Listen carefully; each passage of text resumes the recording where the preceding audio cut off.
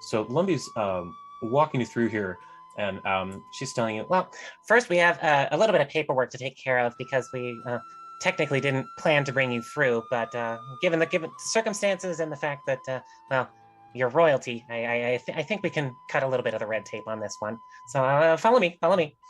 And her tiny little halfling legs, small even by halfling standards, brings you down this hallway and opens this door, showing you down to a large hallway with many pews. It looks just like any religious church, institution, temple you've been to before.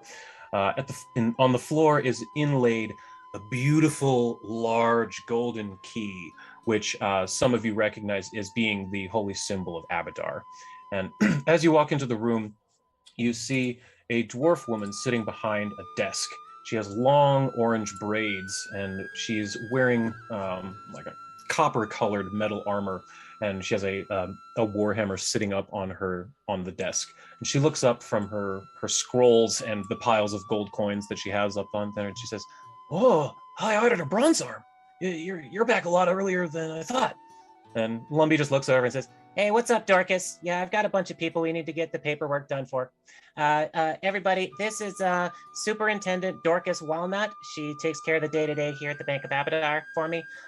Dorcas, this is Lux Et Umbra." And she points to each of you in turn and is kind of sort of getting you to try and introduce yourselves to Dorcas here. Oh. Annie. Hello, nice to meet you, Demirius.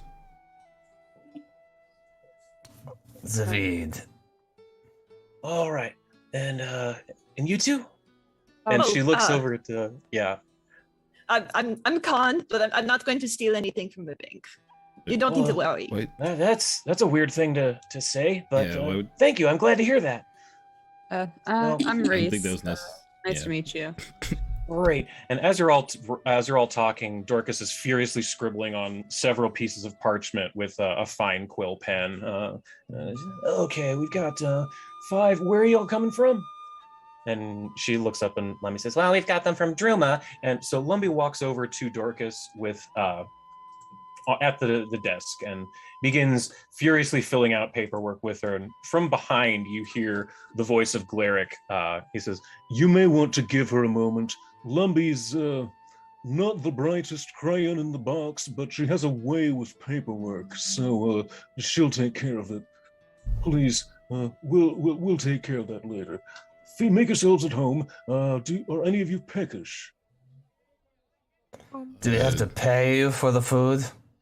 No. It's all tax deductible, you see. Business expenses if I bring out the cheese platter while I have guests.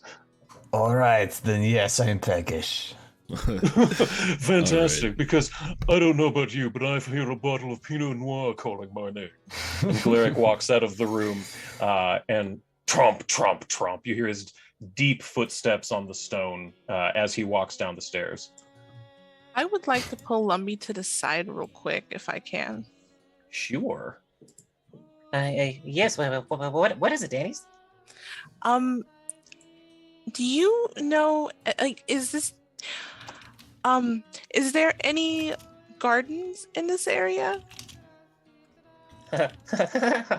You're asking if there's a garden?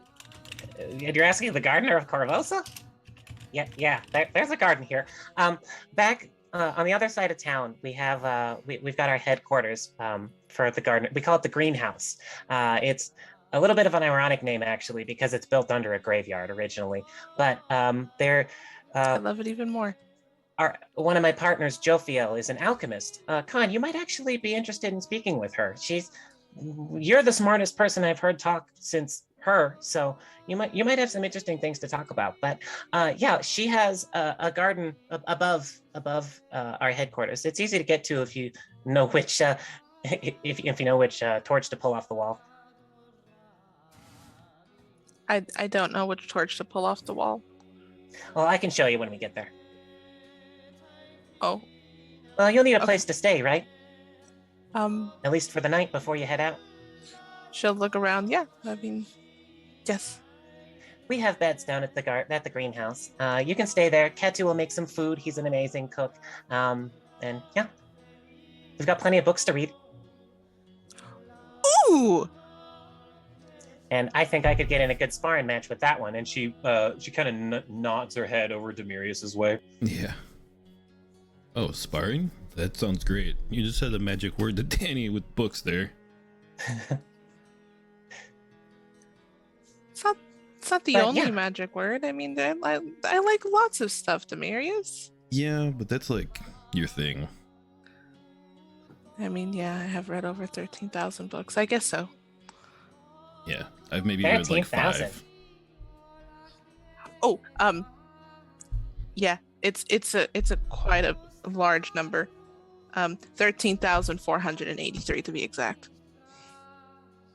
Lumbee just, her eyes go wide. She can barely fathom that number of books. Like, Lumbee's good with numbers, but reading, not so much. Ooh, is there a library here too? Well, we have a small one at the headquarters. There is a library here in town. It's over near the castle. We could potentially get there after talking with Cressy. Queen Cressida Croft. Oh, there's a queen. Oh, we're talking to a queen. Oh, cool. Yo, we're talking to a queen. Love queens. Queens. Yeah, it's a good time. Well, you shouldn't have to be too worried about it. I basically speak for Corvosa outside of the city walls, so we tend to get along well. So I think you'll be fine. If and between all of us, if it weren't for the gardeners, she wouldn't be on the throne today. Cool. Okay. And Danny is going to wander off and start making a picnic basket.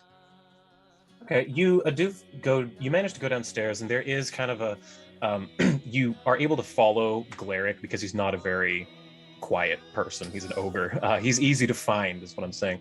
You're able to find him, and he's sort of in an employee lounge off to the side on the first floor, and he's pouring some wine, but he's got, he's an ogre, so he's got this really small bottle of wine, and he's holding tiny little wine glasses, and he's pouring for everybody. But you notice that the mechanical things that he's got attached to his arms, attached to his fingers, seem to give him an extremely tight dexterity, which is how he's able to like pick up a human-sized or even a halfling-sized like wine glass and pour wine into these tiny little things. It gives him extreme dexterity. But you walk up behind him, and that's what he's doing. You see him actively pouring tiny wine. Tiny wine. Appreciate that. Like, we could have gave you a hand too, but whatever you got on your hand's pretty interesting. Oh, this thing? Well, it's a funny contraption.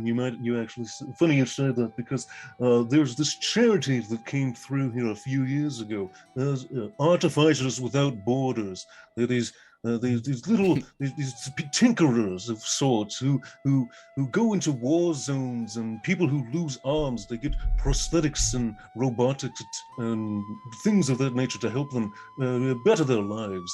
This as you can tell, I'm not exactly the biggest ogre in the world.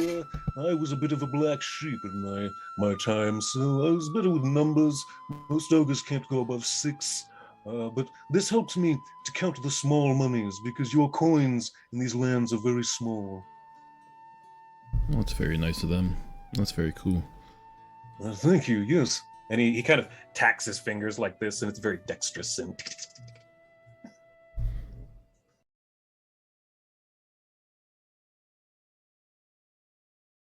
so yes, we're out of initiative order, but this is the creature you see. It's dead on the ground now, but it's literally wearing armor. And I'd like anyone who would, if you want to, you can like look at this thing and figure out what's going on here. What the hell is going on here? You do that. I'm gonna make sure that Reese isn't bleeding anymore. Cool. Yeah. Reese is doing good. Still has a little bit of damage to him. Him and Demirius. I don't know. Well, the persistent bleed from that compelled courage also can't go away until she's gone. So, like, I want to make sure that you're not still bleeding from these, like, weird wounds. You're good. I appreciate that. And then, let's see. Since, our little Tum Tum friend decided to run away with the otter, like I'll yell out. You're looking for him? Yeah, if I don't see him, I'll just yell out and tell him it's safe now. Okay. And you hear a bit of a splash. Whoosh. Lieber, you have killed the metal bird? Yes. And he runs over and looks at it, and he starts dancing around. Happy day! Starts kind of poking at it with his fishing hook. You killed the metal bird! It terrorizes us Yes. no more! Now, I'd like, for anyone who's like inspecting this creature, I'd like to give me a crafting check in the tower. Okay. Anyone who would like to. I could take a Shits, look. why not? What kind of check? Crafting. Ooh. Yeah, that is not my bag, but I will try. Khan pushes people out of the way. Has the little, I do wear armor, like, so I might be familiar. magnifying glass. Right, Bubblegum right. would be great with this one. Okay. Yeah, Demirius and Reese, the only thing you see on this is that this armor does appear to be orcish. That's about all you two get. But Zavid and Khan, as you're looking over this thing, you notice something that you didn't in the din of combat. On the back of this thing's neck, below, like right here, at the base of its skull, attached to that helmet, is a small cylinder. It's metal. It's got glass around it. It's like this. And inside of it is this strange green glowing substance. You weren't entirely sure what it is. It looks completely transparent. It's really strange. You've never seen anything quite like this. Wait, where was this found? Attached at the base of this thing's spine right here. And it kind of can be pulled off. Okay. Mind control. No one is good. Everyone is evil. That is what I've learned today. Yeah. No, I'll turn to our otter friend here and be like, was this the only one, or is there more? This the only metal bird that attack our village. We've heard stories of other metal creatures down in the lowlands, but nothing comes up this high. Okay. This is definitely like a mass-produced thing. Like, they've got more metal minions. Yeah, they're. But yes, maybe they could get more of these birds than they'd be right. You've seen more. What are they doing? Armoring animals? Is Belkzen close to here? Belkzen? You in Belkzen? We high above Belkzen. Oh. Okay, that's why Belkzen is orc territory, guys. Also, they have heat blasters there. Just letting you know. Who's holding that device thing that you popped out of this thing's neck? Is it Zavid or Khan? Khan. Khan? Khan, give me a fortitude save. Uh-oh. I threw it at you. Ooh, Oh, nice okay. roll. That was excellent. As you're fiddling around with this thing in your hands, you're kind of turning around, looking at it, and you sort of, at one point, you hold it with your hands on the top and the bottom, like a cylinder. You're holding it like this, and as you do, you feel something pulse through you. And I'd like you to give me any of a religion check in the tower, because it doesn't really cause much. It causes you pain, not hit point pain, but you feel pain as this thing. I don't want to say shocks. It's not 100% the correct word. Like a Which jolt kind of to check your again? system kind of thing. A shock to our system. Yeah, a religion, please. It sends anyone signals up who your wants- nervous system. Yeah, anyone who wants can roll me religion in the tower to see what just happened to Khan. Oh, okay. I wasn't sure if it was just for her. Yeah, anybody. Ooh, wow. Religion, eh? Yeah. In the tower.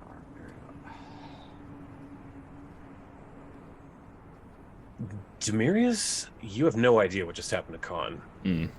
Khan, you felt something similar. It felt like an electric shock, but it felt wrong. It felt worse. And when I say worse, I don't mean more pain. I mean like ethically worse. It felt evil.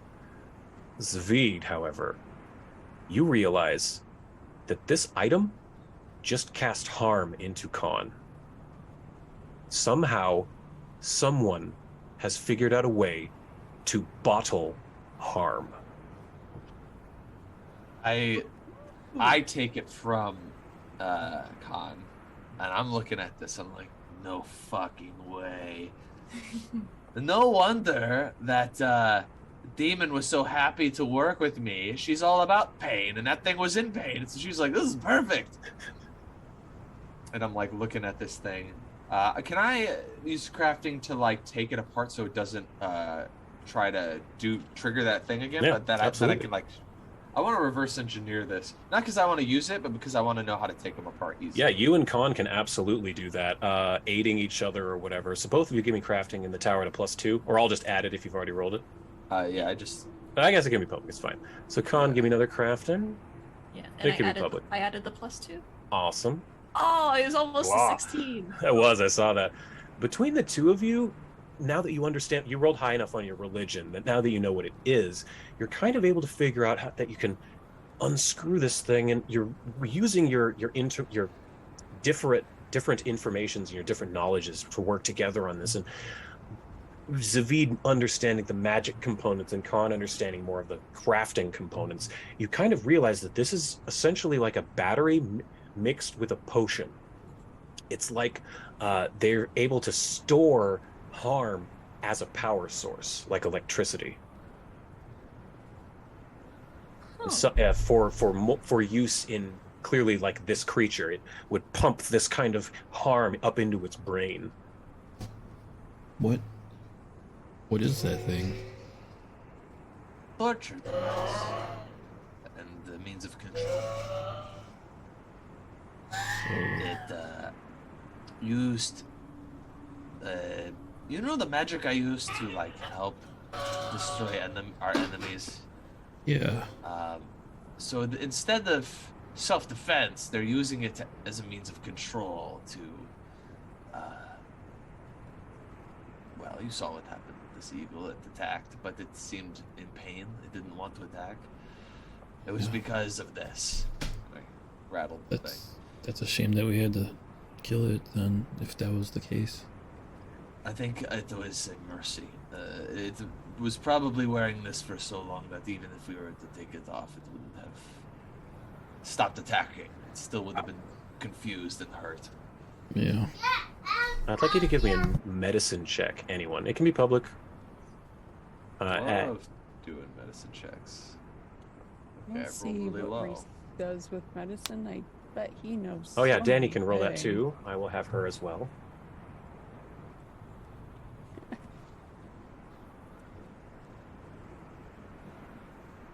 Okay, actually, Demirius, you're the one that notices this. As you're talking about this creature, you're kind of looking over it, and you're looking at the armor that it's wearing, and you're kind of getting close to see, how to take it off, that kind of thing. And you have a horrible realization. This armor is riveted directly into its bones, through the skin. It is attached biologically, surgically to this eagle. It is not wearing armor. The armor is a part of its body. What in God's name? This is far more evil than I expected. Here, look at this. And I'll show everybody that it's riveted. All of to you it. see that all of the bones go into its collarbone, deep into each bone. Every rivet in this piece of armor goes directly into a bone. But not only was that device hurting it, they essentially forged this armor into it. I'm gonna look to our otter friend. So are the people of Belkzen okay? Like, are they in any danger? Like, what's happening right now? We Atari do not leave of the mountain for anything. It is dangerous in Belkzen. We stay up atop. Our village is very difficult to see from the ground. I can take you. I can take you to the village. You meet Kring the Beautiful. Everyone will see you as heroes for killing the metal bird. Let's bring the metal bird and stuff with us. Let's not just leave it here. Yeah. Yes. Bring metal bird. We show you. We show you the way. We'll get it all like wrapped up in something that so we can drag it with us. Well, would you mind taking a look at the metal bird before they dismantle it for the feast? It's a giant eagle, and orcs put armor on it. Perhaps you might be familiar with the handiwork. Oh, of course. I can take a look. Let me grab my general as well. And she kind of walks past you a little bit and walks outside and makes a loud whistle and goes back in. And a few moments later, you see another Atari burst through the tent flaps. He appears to be wearing red leather armor of exquisite make. He's got cords of rope dashed about. He's obviously an important person, and he has a glinting silver sword in a scabbard at his side, a long green flowing cloak, and he's got very well oiled fur. He runs in and says, Yes, my liege. and Kring looks to him and says, Dambreaker, we need to inspect the corpse of the metal bird. These wonderful strangers here, the heroes to our land, have taken care of our problem for us. and Dambreaker looks to all of you and says, Oh, happy day and joyous day! Taken care of the metal bird. Well, welcome to Rookery Spires. I am Dambreaker. It's nice to meet you, Dambreaker. Hopefully this was the only one. I suspect there may be more to come.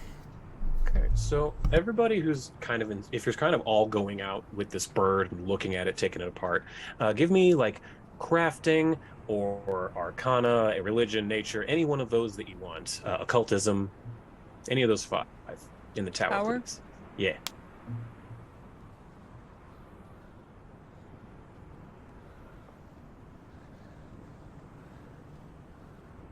Okay, so I've got 2 of them. There's 3. I think I'm missing. There we go, Zavid. All right. So, Reese, actually, you noticed something odd. Really odd. Something you didn't even think was really a thing. You notice a stamp kind of near where like a signature would go, like a blacksmith's signature. And it's a little stamp, and it's in Gnomish. So, any of you speak Gnomish? Would my collar thing that detects language things be able to tell if that? Probably. But let's just... Does anyone speak Gnomish just inherently? Nope. I don't believe so. It's one of those things where, like, when you see Russian, you know it's Russian, even if you can't read Russian. No, I know Goblin. Okay, so I don't think anyone speaks Gnomish. Yeah, but you do have that magic collar thing. So you are able to kind of magically read this, and it's a little stamp, and it says Artificers Without Borders. Cogito Machinis. And I will write all of that down for you in Discord. Una Matata. So Reese yeah. looks a little bit and pops up and is like, does Cogito Moginus ring any bells? Moginus? Machinus. Machinus. Sorry. Oh, And- like machines. Yes. And so I want everyone to give me society checks in the tower, because that's kind of what deciphering language is all about. Oh, that actually explains why Reese would also. And there's one other thing that I don't think Shane remembers, but Zavid might. When Reese says the words Artificers Without Borders, that kind of perks something up in your memory. Let's see, what's his name? Oh goodness, NPCs. It's been so long. Where is he? There it is. Yes. We knew somebody. Yes. Yeah, Here it no, is. Here it is. Dude. No, you knew an ogre by the name of Glaric, who had little metal dealies on his fingers that allowed his large ogre fingers to count coins really dexterously. And he told you, Yes, I got this prosthetic from the Artificers Without Borders. Okay. so that does ring familiar to you, Artificers Without Borders. But the other, let's see, you got the societies. Ooh, Reese actually nailed it. You figure out just from like root words, with Latin and all this stuff, like Shane did with machinus means machine. You figure out that cogito machinus means the thinking machine. Actually, hold on. And like Reese just like stares at it a little longer. Like, wait, that means thinking machine. These are pretty smart orcs. That if this is their technology and that's what they got down there, and this is what they're capable of, that's frightening. The orcs reached the singularity before any other race. Now they've been taken over by their own AI. Whoa. Do you know? And he looks over to sorry, Crane. to Forward Crane. handbreaker. Yeah. It's like, do you guys know anything about that? No, I've never seen anything like this. And Reese goes a Artificers little Without bit- Borders? I think they're a charity, aren't they? Yeah, why? No. Why would something that helps people do something like this? That's a loose term, help. Help can be helping them, not just the good of everyone. Is We're that some sort of being- failed experiment and they just threw it out into the world? Possibly. Or they've made their own society of experimental artificer types. I don't know. I've never seen anything like this myself. I mean, clearly the armor on this thing is orcish make, that's obvious, but I have this symbol, it's like you said, Artificers Without Borders, they provide prosthetics to veterans of wars. They go around and they've done wonders for Belkzen because, sad to say, orcs are very warlike and they lose limbs left and right.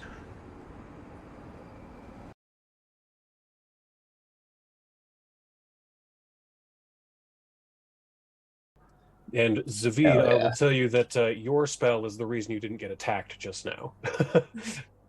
So you managed to get there safely. Let me share this with you now. You arrive at an area that is on the main road. There are trees on the north and south. And finally, you see what the commotion was. Along the dried riverbed, up ahead, you spot a caravan, smashed and destroyed. Every wagon shattered and broken. The team appears to all be orcs, and they appear to be dead. In the center of the chaos, lying in a huge puddle of blood, are the dead bodies of a truly massive boar and wolf. Both the hulking dead animals are clad in metal armor. And I will share pictures with you now of them. They're very, very large. Are Win Ares large or larger? Yeah, about that size, maybe a little bigger, at least comparable. How's their armor looking? Yeah, this looks familiar. I'll definitely go approach Yeah. the animals and give them a check. Give me a If it's- crafting check in the tower. Yeah, if it's like that eagle that we came across, metal's probably fused to their body. Crafting. Yeah, I'd also like to just run around and make sure if there's anyone still alive, we could heal them now. Sure, give me a perception check, anyone, Zavid, and then either crafting or nature's, Demirius. There you go. Oh, nature's much better. Yeah, go ahead and give I'm me not even nature. trained in. Yeah, give me nature then. Okay, I'll do that first. Yeah, Demirius, you do. Since you were the one who noticed it on the eagle, you recognize very quickly that the armor, just like the eagle, is riveted directly into the bones of these creatures. Yeah, this is not good. Who would do something like this? That's what I'm hoping to find out. Did you find anything, Zavid? Is anybody okay? Speaking of that, Zavid, you roll high enough that you do indeed hear over just a little bit to your west, a little under, basically under this wagon, you see an orc woman who is trapped underneath. She has long red hair, and she's bandages across her chest, and her right arm is made out of metal. It appears to be mechanical, with cogs and gears and wires.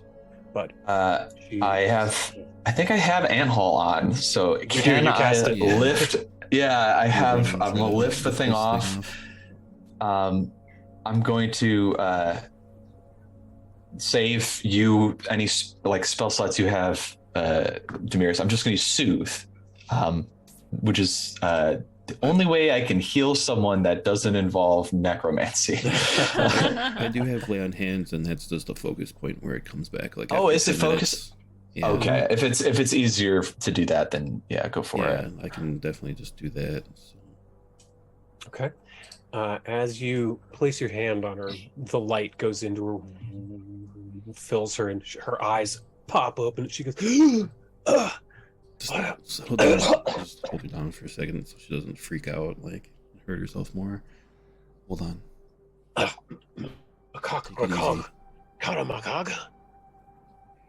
Oh shit! I need help, please. It's a local. We need someone who speaks Orcish. On it. And she looks to you, Con, and I'm just going to switch to English now. It's easier. Just say, what happened? Where am I? Who are you people? We wandered upon your this caravan being attacked. I mean, everyone's dead. And she begins to kind of rub her eyes and look around, and she goes, "Oh, yes, the caravan. We were ambushed by dog riders and boar riders. What? Everyone is dead?" It's not a pretty sight. Who are you? And she, looking at all of you and realizing that she's speaking Orcish to a mouse, she's very like she's really almost feel like she's hallucinating at this point. But she kind of slowly switches back into kind of broken common and says, "My name, Lasha Glasgar. I am merchant from Wyvern Sting." And all of you are understanding this now. She's speaking common. We were traveling across the floodplains with our ore, but we were attacked upon, and she's looking about and noticing that all of the boxes around are smashed or gone. It's mostly just corpses and a broken wagon at this point. Yeah, when she all mentioned right. that, I'll get up and kind of look around and see. She mentioned ore and see if there's anything left. So this was a heist, a highway robbery, literally. Do you know who was responsible for this attack? And I gesture towards like the wolf and the boar, like, what? Who could have created something like this? I've never seen such a creature. I mean, we orcs use riding wargs and riding boars in war, certainly, but nothing like these monstrosities, nothing that ferocious and angry. I suppose then I should ask, what is missing here? Because if all of your ore was taken, that means there was more than just the boar and the wolf. Who else was with them? Yes, there was. One appeared to be orcish, but with armor on. I could not get a look at his face. Another was very tiny. Halfling, perhaps? Gnomish? It was all so fast. And I investigate the creatures and kind of learn maybe a little bit about what is this and how do they do it. Yes, but first I'm going to jump to Demirius. You said you were looking at the boxes or something? What were you looking at? Yeah, just see if there's any evidence of like anything left or like what stuff they were moving other than maybe perhaps ore.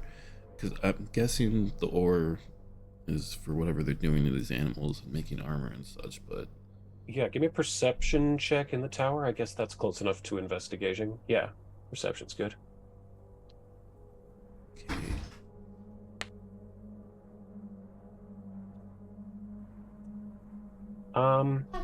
Yeah, you're looking around and you're seeing a lot of smashed crates and a lot of empty crates. And you can see that they do all have labels in Orcish, but I'll kind of roll over Khan translating for you, or Galasha translating for you, that these are all definitely either raw ores or ingots that were bound for the town of Wyvern's Sting. A majority of them are steel and mithril, you discover. That's the large majority of what this was supposed to be. All right. Dad. He has awakened. Okay, so yeah, Danny, I'll be right back. you're good. Danny, you said you wanted to look at the two animals. Yeah, and kind of get an understanding of how this could happen, and just kind of get a better understanding of what happened to them. Sure. Okay, so I'll have you roll. Let me see. Nature or medicine is exactly the same, so it doesn't matter. I'll roll for you. Okay. Yes, let's see here. So you're looking at these animals, and you definitely can tell that they're larger than they should be. This wolf is huge. Like, I mean that both metaphorically and like mechanically. It is huge, and this boar is huge. So they are far, far bigger than they have any right to be. Larger fangs, larger claws, and as Demirius pointed out, they're not just wearing armor like Zavid's Rotrot. He has a little bit of armor cladding on him, but he's wearing it, like you're supposed to wear armor. But these creatures have armor plating put on them, and then rivets driven through their skin directly into their bones. So the armor's part of their body. It's horrendous.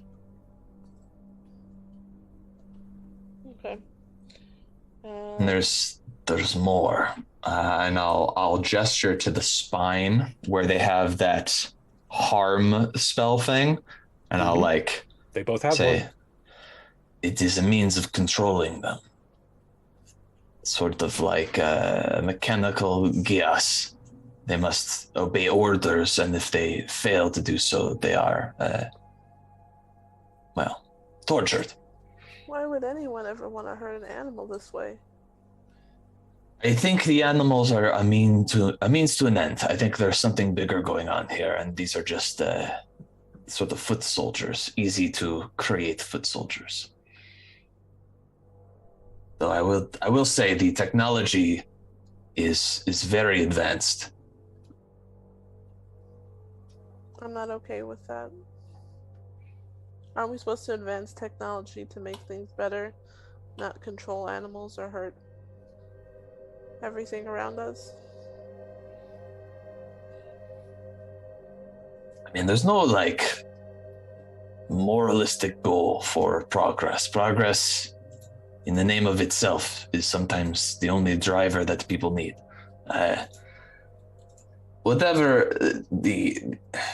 Can I tell if this was like a dwarven make, or if this is like orcish technology, or if there's like... You can absolutely try. That would be crafting. Anyone who wants to roll crafting in the tower, go ahead and do that. Good. Can you do that for me? Yes. I don't think you're very good at it, but I will do it for you. I think I did analyze the other stuff beforehand with the crafting chair. I just forgot exactly what I learned. Yeah. Khan, do you want to get in on it? Yeah, crafting, you say. Aren't you a master at crafting, Khan? Yes. I thought so.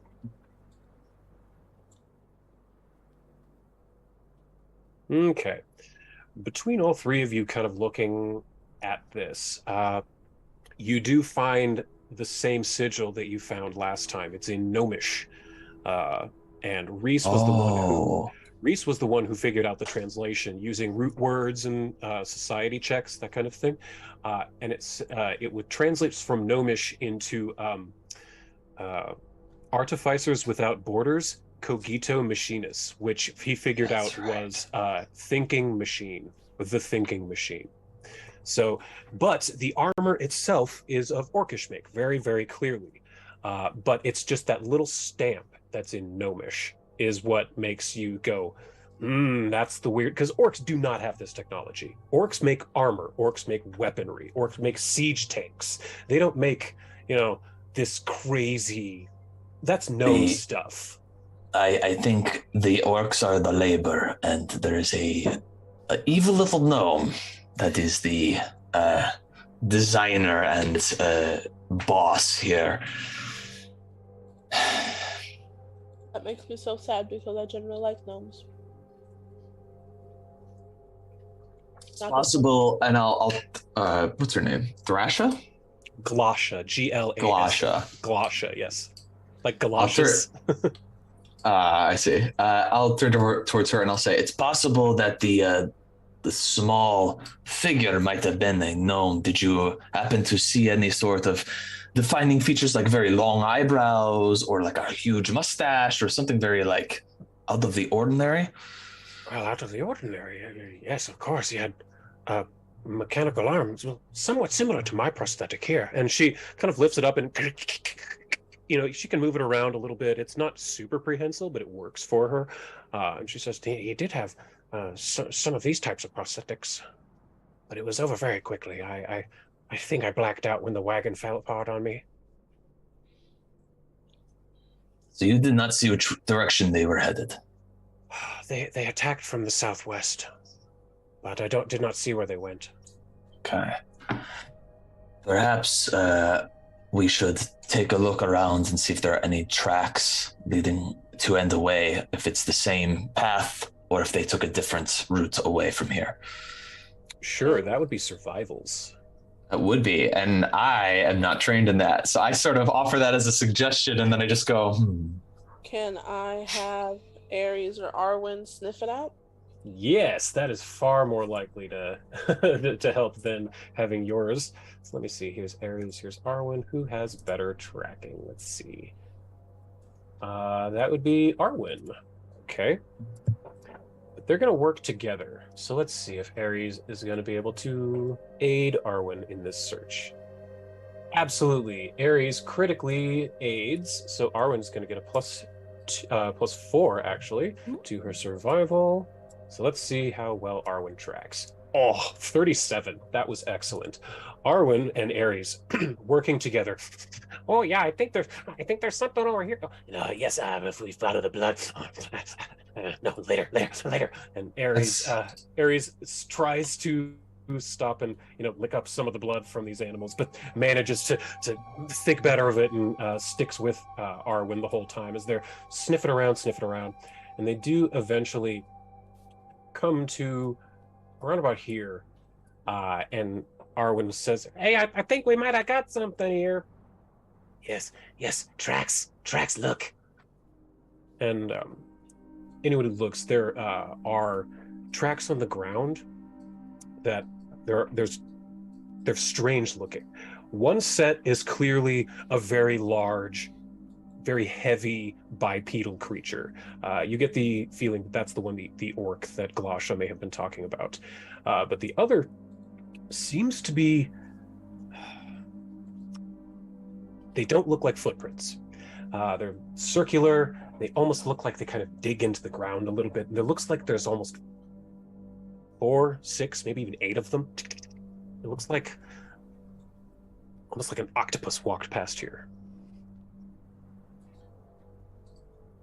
But then after about 10 or 15 feet, they just stop.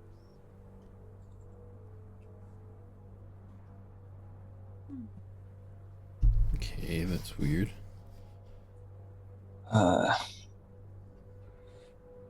We know they have access to flying creatures. It is possible that whatever they were on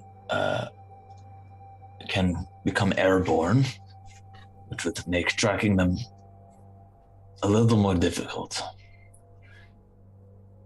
But southwest from here is a very definite direction we can try and see if there's any connection between this attack and other attacks. sort of triangulate where they came from.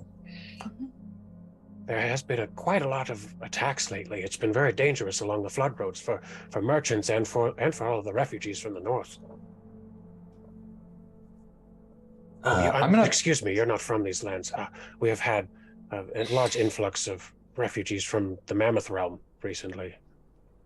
Can we pull up a map of Belkzen? Absolutely. You have the map. Oh, let me get rid of that special effect because you're no longer shadow walking. Oh, okay. I didn't realize I like closed out of that one because I was There you like, so we are. I will show you. You are currently right about there on the flood road. Okay. Your current target is Wyvern Sting, which is right there. That's where Glosh was headed anyway. But then southwest is where the attack originated from. I see.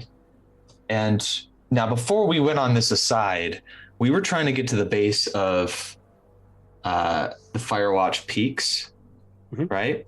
And it's been a hot second. Remind me what we were looking for down there.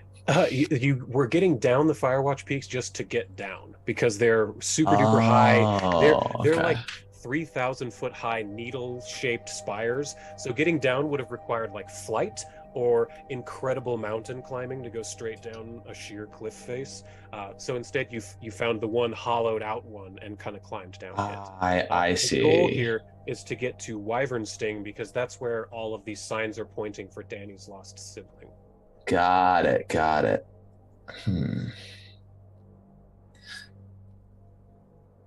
And it's night, right? It's like it's like 4 or 5 in the morning.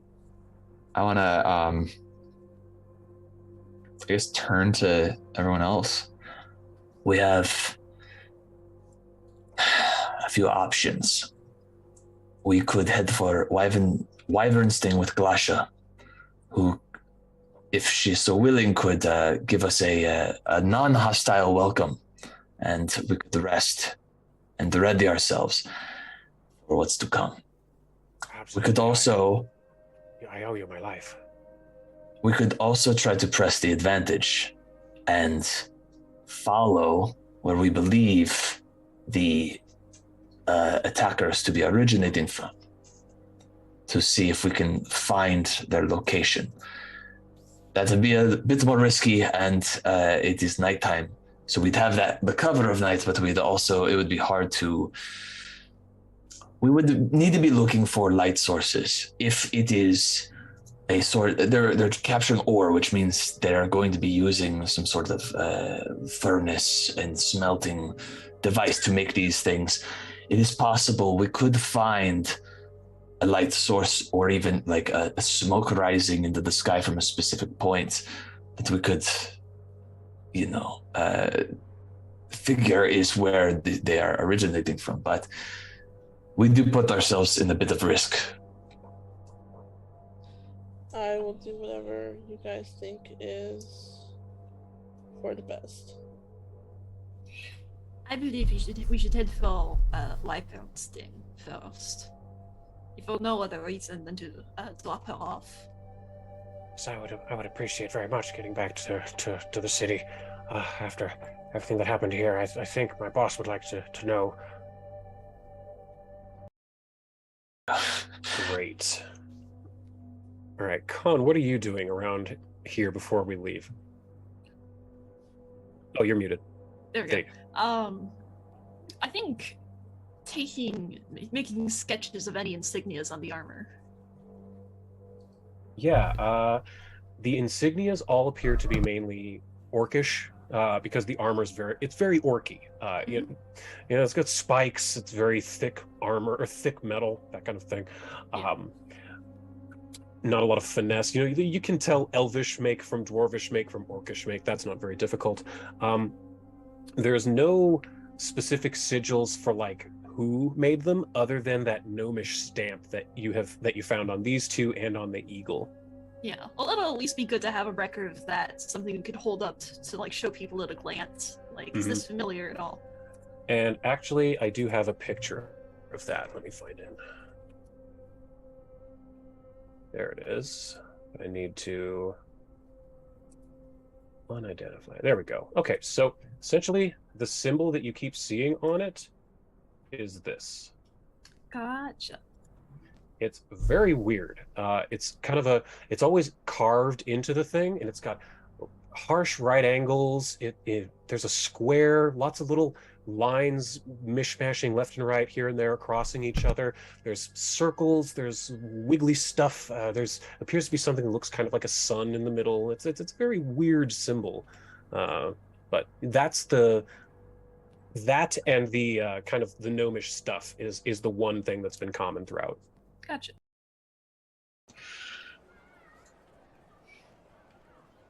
So did you hear about these otter people back there? I've only met Chieftain Halfman once, but I think I can probably get you in up at Fort Hundux at the top of the hill. And Glasha raises her mechanical arm and points up to the highest point in the city, and you see like a large parapeted area with particular fortifications and weaponry on the walls. I also take note of the arm. I'm like, so who built that arm for you? Oh, well, I lost my arm a few years ago in the war, but the Artificers Without Borders gave it to me. They've been here in Belkzen for a couple of years. With after the refugee crisis, they've been helping a lot of orcs, and they give these out for free. And she goes, where are they located? I believe they have a temple in town up in the back hill. Do you still have that map open of Wyvern? Yeah. Yeah. I believe they. Oh, what do they call it? They have the silliest name. The Temple of Cassandra something or other. It's like this long. I can't ever remember. Can I make a religion check to see if I understand? Sure. Anyone can roll a religion check in the tower, please. Let's see. Oh, and I'll roll for Danny. I don't think your religion's very high, though. That's why I don't think she would roll. Yeah, because we got two leads. We got a sibling to find, but also what the hell's going on with these doctors or artificers without borders? You know. None of you have heard of that. That doesn't ring clear to any of you. It sounds very strange. No, none of you have any idea what Glasha's talking about. I don't recognize it, and it makes me angry. Well, you might be able to ask a guard or maybe one of the gnomes. I don't know if it's offensive to assume that they know that church, but perhaps. I would assume at the very least, if it's a gnomish sort of cultural thing, even if someone doesn't belong to it, they would know the name of it. So I'm gonna look around as we're like, we're still on a cart moving through the town, right? I want to look for the nearest gnome. Great. You roll me perception in the tower? Sure. I think. Yeah, without much issue, you're able to spot a gnome on the street. There's quite a few in this town. You notice there's orcs everywhere, of course. But it's a very populous orcish city, but there are quite a few gnomes. The height difference and the juxtaposition between the two is very striking in this city. I'm gonna call out to like a gnome that's like walking the street. Hey, buddy, do you know where that temple with the Artificers Without Borders? Do you know what that's called? I forgot the name. Oh, yeah. Are you talking about the Church of Cassandra Lee of Modern Times Artificers? Of course. They're just in the back hill up on the northern side near the wall. That was very helpful. Thank you. And I'll give him a gold coin for his trouble. Oh, thank you, sir. And he takes a big bite out of it and looks at it, and he runs off with it. And I thought that was weird. No, Sabine, you're still not weird. I can always count on you to bring me down.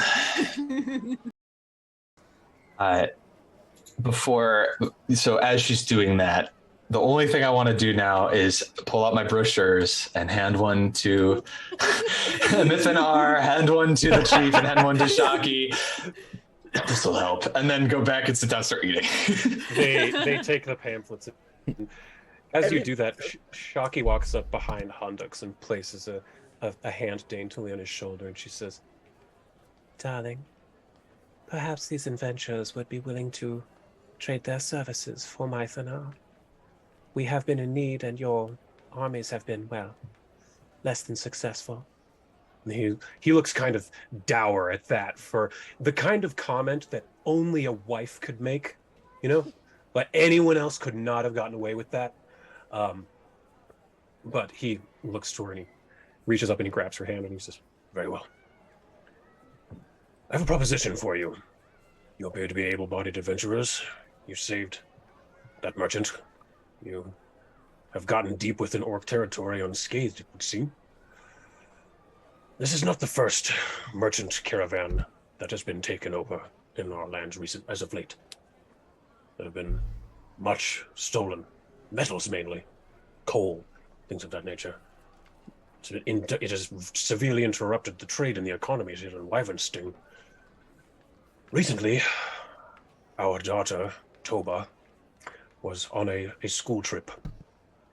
And, well, sad to say, it was attacked by some type of raiders. She's been missing for nigh on 2 weeks now. If you are to find our daughter, Toba, bring her back here. I will grant Mythodar his freedom." Of course we'll save your daughter. Even if it was in an exchange of things, why would we let someone be taken like that? We have had very few leads as to what happened to her. We've been looking, but as Shaki pointed out, my guards have been rather inept as of late. But you seem adept. Speaking of missing ore, it's not going to be the last of it. Khan, you have that symbol? Mm-hmm. All right. I'll show it to him. Is this recognizable to you at all? Yes. Yes, I see this on some of the gnomish buildings across town. Shaki, what is this? And he hands the symbol over to Shaki, and she looks at it and says, "Oh, yes, this is the holy symbol of Cassandra, one of the gnomish gods. It is a strange, quirky religion of theirs, but I believe there is a temple across town. Perhaps they could answer some of your questions. Where did you find this?" We found it on the armor of a boar and a wolf that had attacked the caravan. I see. Well, if those gnomes are involved in this somehow, that would be very distressing. Well, regardless, a lead is a lead. What say you? Our daughter, Toba, I should say, is young. She has 13 years. She takes after her mother rather than I. She has red skin, difficult to miss in a crowd, I should say. What say you? Where was she seen last, and in what direction do you believe she was taken? They were headed south, but that was the last we knew. Of course, they were headed south. There's a lot of crap happening south of Wyvernsting, I'm sure you've seen. Yes. Before we do this, there's I think we're all in agreement that we will attempt to procure your daughter alive to the best of our ability, and if that is impossible, if it is not within our ability to do so, we will at least bring those who did her harm to justice and hopefully bring her back in some form. Preferably alive, obviously. Mythonar stands up at this and he says, "I've been here for over 100 years now. I've seen chiefs come and go. I've seen the control of this town handed from one to another in infighting and hegemony and birthright, but I know very little of the outside world here. Where would I go?"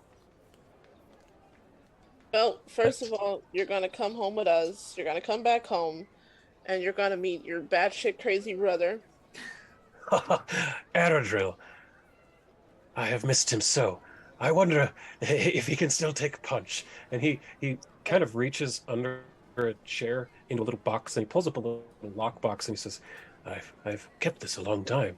And he pulls out a paper with a sketch on it. And it looks like this. And Danny, you recognize it immediately. It's a family image of all of your members of your family. It's the full image of what's in your locket, because your locket has the image of your mother and you, but the full image is of your mother, you, King Jonathan as a young man, and then in the center here is a very young Mythonar picking on a very young Eredril, with Serenulia at the side attempting to get the attention of her father, with the queen holding baby Danny. He shows it to you. And she shows him the locket. My goodness. I have not seen that in so very long. I remember when Mother gave it to you, on your first birthday. She never put you down. Adruma has changed quite a lot. And as you know, or just heard, father has passed. Yes, well, from the rumors I got from the outside, he was a right bastard. Well, he was, and due to the dragon sickness, it just ended loss of mother and the rest of us. He kind of just descended into madness. But I'm so confused. You say Eredril lives as well, and you have found him? Yep, he was bitch boy to this evil queen, or evil person. And he kind of looks similar to you, milady, if you don't mind me saying. He has horns, and he did not have them before. Ah, I see. He has transformed into a tiefling then? Some sort of fiendish energies. And Danny goes into way too much detail about what she saw and what happened and what they was doing to him and why he turned into a tiefling. And it really takes a lot out of Mythonar. Hearing that had happened to his brother, it seems to almost deflate him. Whereas before he was standing 6'8" if he was an inch, he almost seems to be 5 foot tall now. Not literally, but just he's the news of hearing that his brother went through that when he was living here in relative comfort really brings a lot of distress to him.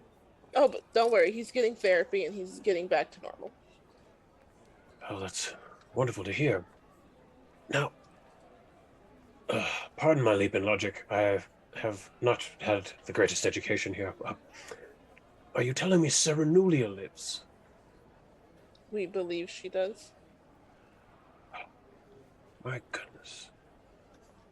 As I live and breathe. Where do you know where she is? We have a hunch, but we're not quite sure yet. It's far away, but we yeah. So far, our hunches have been correct, so hopefully this one is as well. You found me, and I thought you were dead. So, you're able to get across town after you get your diamonds. Is there anything else anyone needs from stores? We can kind of hand wave. Yeah. No, I'm good. I'm good. Yeah. Okay. Cool. So, you get across town, and the guards and gnomes that you see happen upon the street help you along the way, and eventually you do come to a building that is like stone on the outside, and it has a sign in kind of a strange, it's not Gnomish the language, but Gnomish style script, and it says, "The Temple of Cassandra Lee of Modern Time Artificers." And the door appears to be open. Do you head in? All right. So you open the door and you see this very strange looking place, especially compared to all of the orcish architecture you've been seeing in the rest of Wyvernsting. The place has a stone floor, stone walls, but in the center is a large stone dais with a big gold symbol in the middle. On the left-hand side is a workbench and a very large contraption that seems to have machinery and wires and lights and gizmos and doodads all over it. At the far north side, up on a little pedestal, is an orrery, one of those little things with the balls that go around like a solar system, and a large telescope sticking out of a hole. On the right side are a bunch of wooden pews, it appears.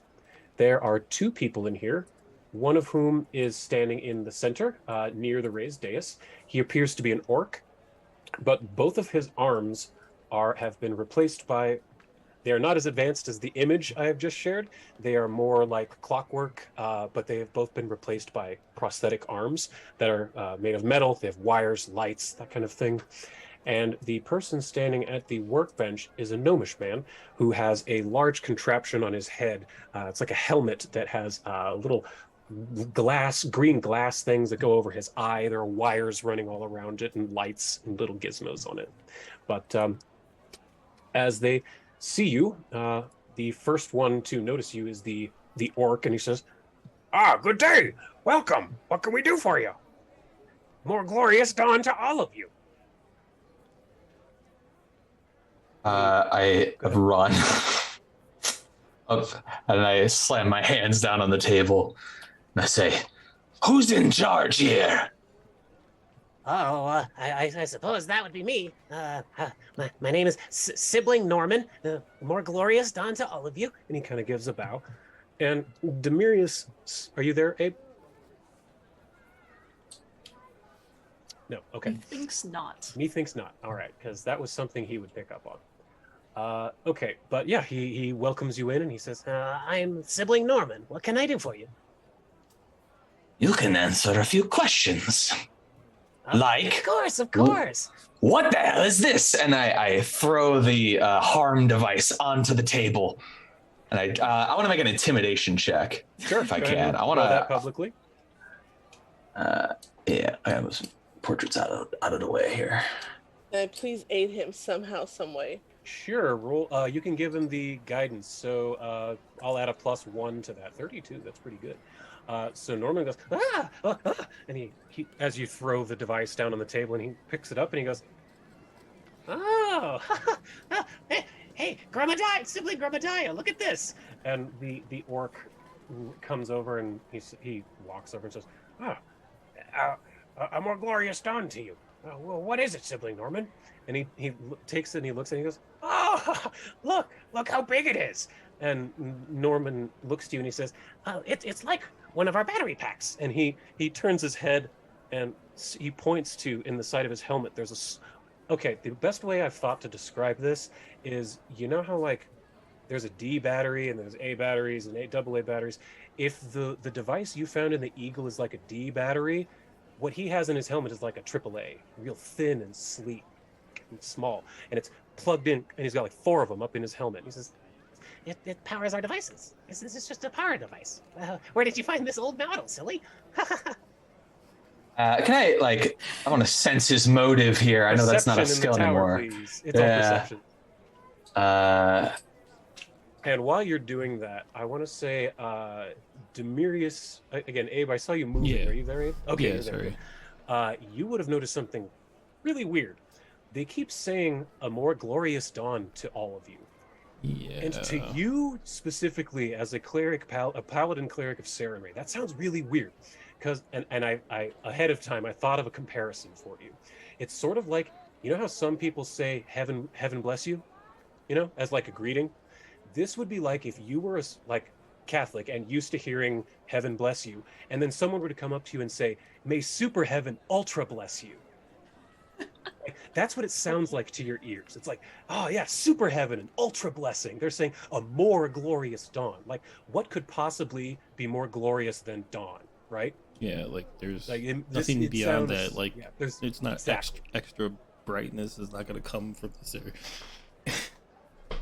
Yeah. So I just wanted to point out that sounds particularly ridiculous to you. So Zavid, you were doing a vibe check basically. Yeah. Is this guy hiding anything from me here? Does it seem like he's trying to cover his ass? Like he doesn't recognize this? He doesn't seem to be trying to hide anything, but you do pick up on that he's kind of creepy. Both of them are weird. They're continuously smiling the entire time you're talking to them. They never really drop the niceness in their voice. They're too nice. It's creepy. Very they're creepy. So Disney. this is giving me a different ping here now. Yeah. I was like, I'm looking at my stuff. I'm like, all right, I'm gonna put the screws in this guy. we're gonna figure out who it was that made this thing. And I'm looking at this. I'm like, I was in a cult. This is a cult.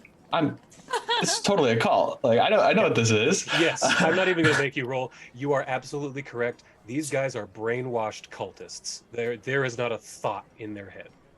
You recognize this behavior. You recognize that smile. You recognize that dead-eyed stare that they're giving you. I stay silent for a moment. I am so sorry I came on a bit strong. Oh, of course, brother. There's nothing wrong with that. Bygones can be bygones in her light. Sorry, Ash. It seemed like you wanted to interject. Go ahead. I was gonna say, I'm gonna send a quick message to Zavid. Do you mind if I try to pretend that I would be interested in knowing about their cult leader? I'll message back like, I'll try something first and we'll see where we get with that. And if that doesn't work, we'll do your plan. I have an idea. And I'll say to him, so your organization here, I've heard you were refugees. Why have you left where you hailed from? Oh, well, after the attack of the Linorn Kings, we had to abandon the gnomish cities up to the north. The only place that would take us was down here in Wyvern Sting. The majority of the orcs don't really like us smalls. They think we're weak, but Chief Halfman's been very accommodating. Yes. Now, do you all have a centralized leadership? And if so, who would be your leader? Oh, well, that would be Artifacts Finibus, of course. Oh, yeah, of course. All hail Artifacts. And Artifacts? Where does Artifacts reside? Oh, I've never met the Artifacts myself. Last I heard, he was up in our cities, but he had to evacuate with us as well during the wars. He's probably somewhere in Belkzen, but I've never met him myself. And I look at the other guy. I'm like, you've never seen him even? We do have these. And he goes off and gets a little machine, and it's just a little thing that he holds in his hand, and it's got kind of a mesh on top, and he pushes a little button on it, and you kind of hear a voice coming out of it. It's sort of like just a little recorder, and you hear a voice coming out of it. And you get the sense that it's a recording of the Artifacts giving a sermon, that kind of thing. And he skips to a part, and you just hear this voice coming through that I know that your characters don't know what this word means, but the players know what this word means. It's very robot-y. It's very electric and tinny that comes through, but you hear, still more glorious dawn awaits, not a sunrise. But Carl Sagan, are you kidding me? Evil Carl Sagan, that's right. Deal with it. Oh, I immediately recognized that. Good. Oh, I cannot believe you did this. Oh. That's right. Evil Carl Sagan. If I may ask, what is this most glorious dawn you speak of? I believe I've heard of it. Well, that would be the Galaxy Rise. The rising of the God Sea. And you've heard of the God's Sea. It's when you look up into the sky, it's just kind of a smearing of stars. It's not a particular star. It'd be like saying watching the Milky Way rise, essentially.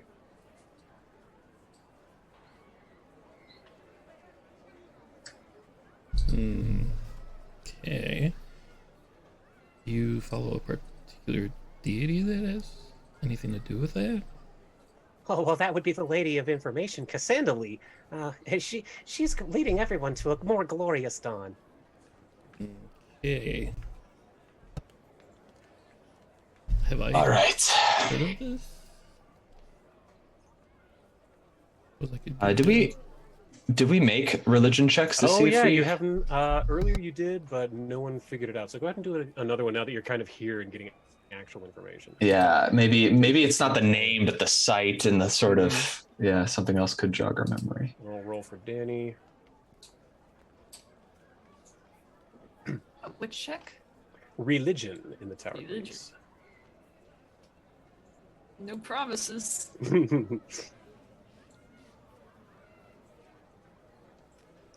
Oddly, Danny's the one who figured it out with a nat 20. In the years and years you were trapped in that tower, you read thousands and thousands of books. And you recall hearing about Cassandra Lee. She's a weird deity, one of the newer ones that you don't recall much detail about her, but she's sort of, her domains are like knowledge, information, intelligence, problem solving, that kind of thing. But she's, then that's about all you get. Yeah, she's a newer goddess of information. And I pass this. Fascinated by the goddess of information because she does love information. She relays this information, this knowledge back to everybody else. All right. Okay. I can grasp that. What does your religious group say about using this technology to steal the free will away from other creatures to make them do your bidding? Is that allowed? Is that encouraged? Well, no, silly. That would be against her light. Everyone who wants to join her light has to do so voluntarily. I'm gonna call the two of them are Rot-Trot, laughing back and forth to each other. and I want Rot-Trot to come into this place with the cart and the wolf with the stuff on it, and have Rot-Trot stop like in the middle, and I'll be like, "So what do you make of this?" And they both look at it, and for a moment, their smiles kind of, but then you can see them kind of go, "Oh, my brother, I don't know what to make of this. That's the gosh darndest thing I've ever seen. Oh, golly darns, I haven't seen nothing like that." Okay. You're welcome to roll perception if you'd like. Oh yeah. Go ahead. Can you describe the thing that's on their head, please? The thing on his head, yeah, it is like a helmet that has little glass, like almost like glasses, but they're green going over one of his eyes, and there's wires and lights. I can actually send you a picture on Discord. Does the orc have one on too? He does not have one on his head, no, but both of his arms were replaced. And there you go, I just sent you pictures in Discord. But both of his arms have been replaced with like mechanical prosthetics. Can I see anybody else here with similar, like, robotic body parts?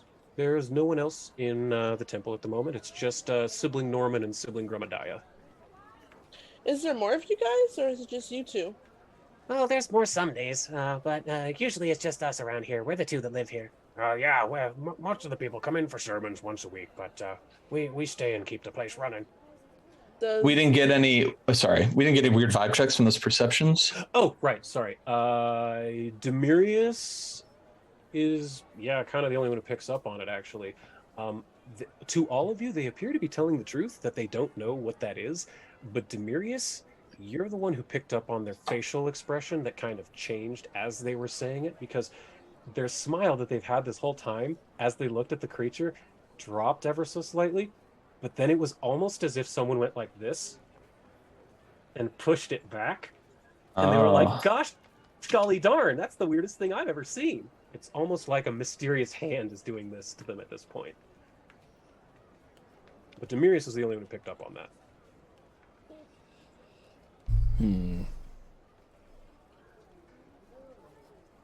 Enough of the games.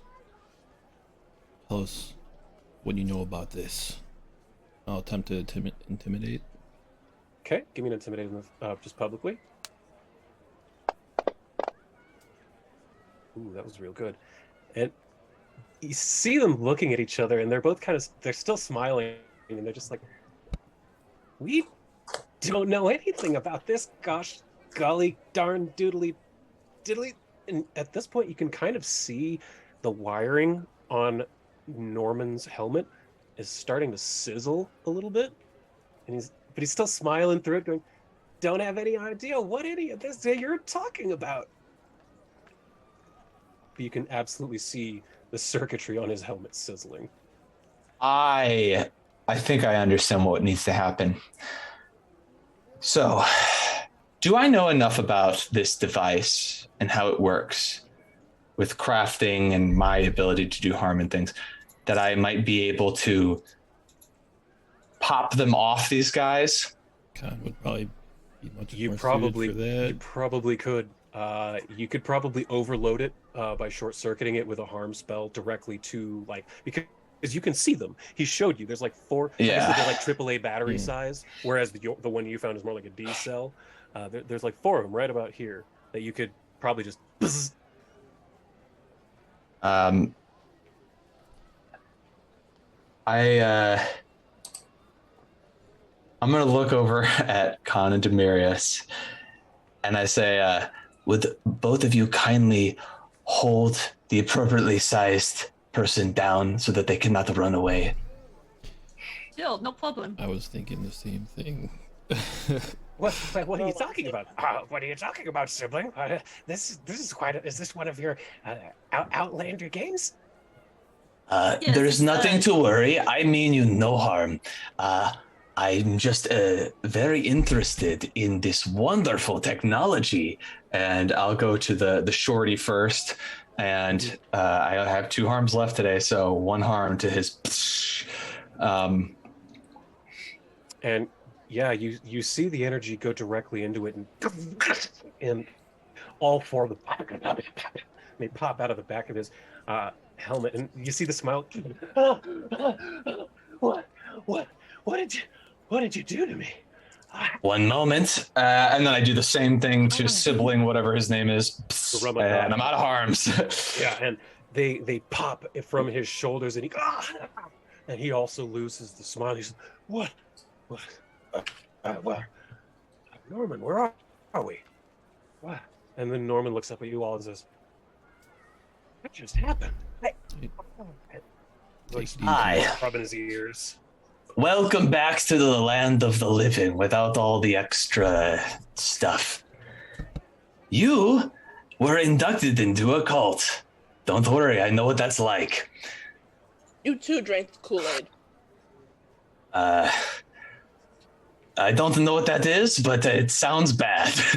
Well, the artifacts did offer us Flavor Aid as a. Oh, no, stay away from Flavor Aid. They say, oh yeah, but you should say, oh no.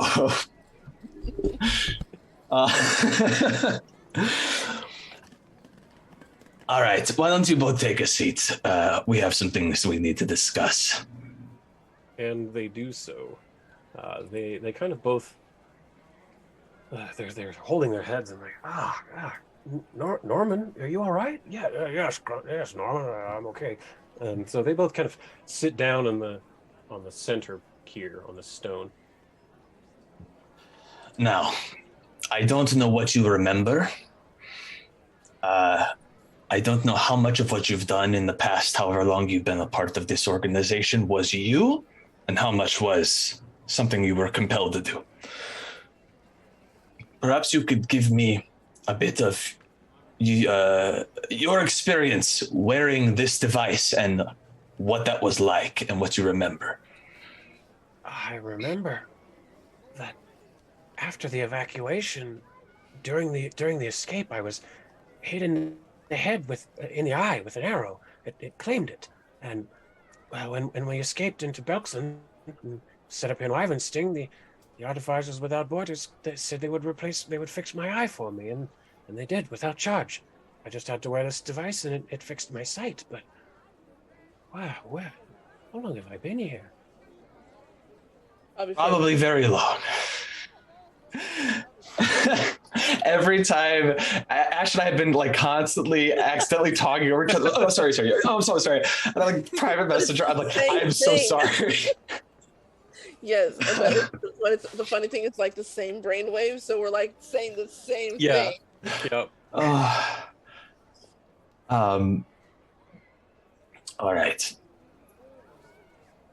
Here's what I believe is going on. The leader of your organization, what was his name again? Artifex Finibus. Artifex. Lastwick Artifex. Lastwick Artifex. I believe he is not as kind as he likes to make himself appear. We found these devices larger on that wolf, a bear, some large, was it a wyvern? An eagle. An eagle. And we know they have one on a dragon. Oh, a dragon. And you don't even really remember much of what happened when you had that on. Oh. These things are used to control the behaviors and actions of whatever they're connected to, which is pretty morally awful. Now, I raised the dead, but they're already like not, it's like they're dead. They're just a body, and I'm making the body do what I want. The soul's gone. The soul's not trapped within. Well, Rot Trot does what I want because we have like a bond. That's different. But like most undead, I don't, anyway. My point being, it's mind control. Fun topic. Fun topic. It's mind control. And you, unfortunately, were victims of it. Now, unfortunately, we have a very, very... We think it is most likely that this Artifacts is using...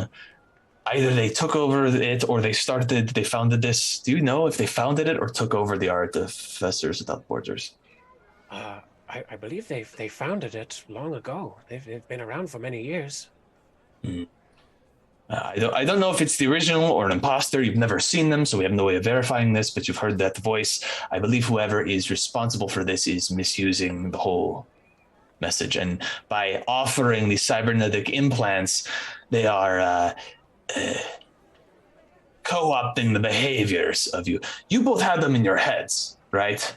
So this is, if someone had it just in their arm, that's not going to be.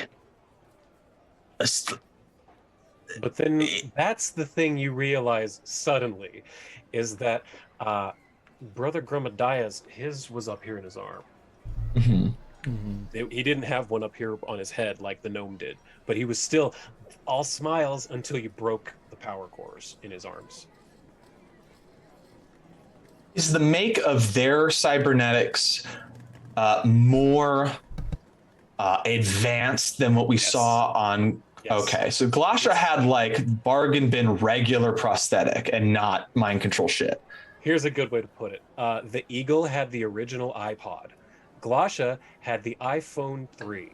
These guys have got the iPhone 10. But the Eagle was still being controlled. The Eagles was like old tech. Slowly advancing. Yeah, you're seeing an advancement in the tech across these things.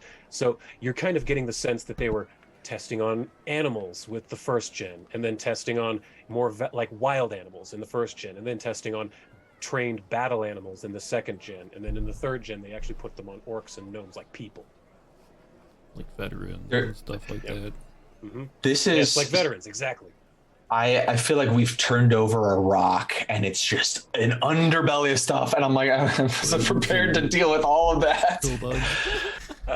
Yeah. I think we need to like have a team huddle and figure out what we want to do.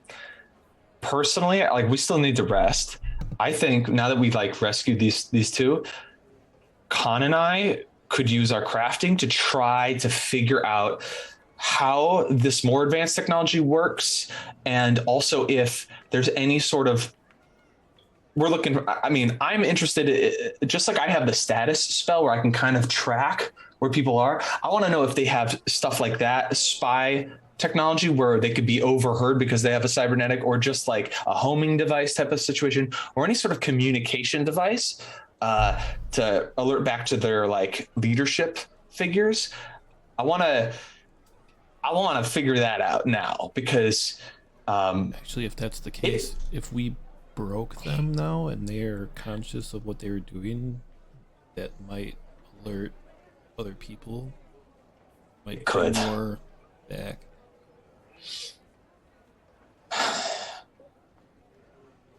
We need to rest, but we also need answers. And unfortunately, you two, I'm not sure how qualified you are to be able to give us these answers when you were sort of in a stupor this whole time. Yes, everything is so fuzzy. Do you think maybe I could try to read their minds and maybe probe their memories enough? Absolutely. Yeah. Absolutely. That's awesome. More mind control. More mind control. It's like, oh, you thought the mind control device hurt. Check this out. So See yeah, what's you're going on able in there. They're going to be willing because they don't know what they know, so they're trying to remember, and they want to help, and they want to remember, so they're going to willingly let you do this. So there's no roll or saving throw needed. And the first thing you get is just fog, a confusion. Like, even to you, it's almost like it hits you. You know how when you go outside it's really, really humid and cold and it just hits you like a wall? It's almost like that. But you wade through, and the first thing you get is just happy, happy, happy, happy, smile, smile, now, do it, smile. That's the kind of the first thing in your brain. As because I'm going to be speaking like through this whole thing, so that way everyone else can like hear what I'm seeing. And as I'm hearing the happiness, it's like, oh, these sound like this horrible cult that I'm actually a very big fan of because they have great stories, but it's absolutely a cult, and it's called Didney.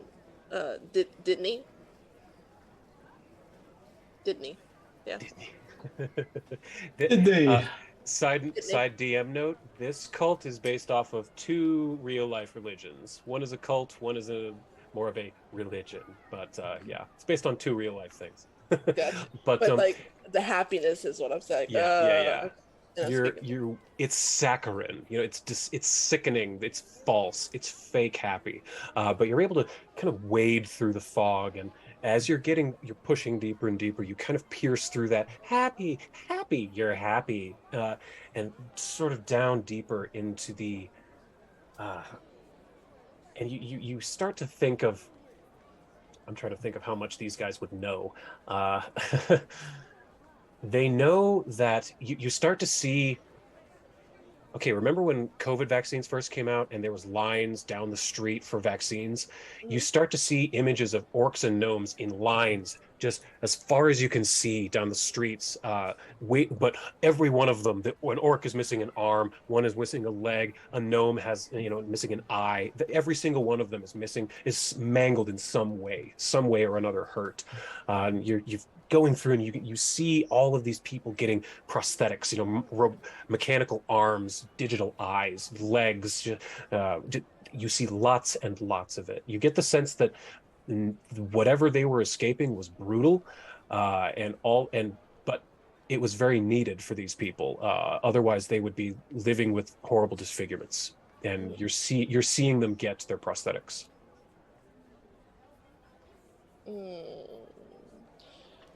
Can I see? Okay, so I see all of the people getting their prosthetics, but can I see when they get to the counter, or essentially the clinic? Can I see inside? Like, what do they see when they get into the clinic? It's pretty nice. It's just like a regular medical clinic type thing, and they go into the back and come out, and they have several gnomes outfitted like nurses, basically, nurses and doctors, and they attach the pieces. They connect nerves and muscles and bones, and each one of them, you do notice that at the very end, each one of them picks up maybe 3, 4, 5 of those little battery things and plug them into somewhere. Every single one gets those batteries. Okay.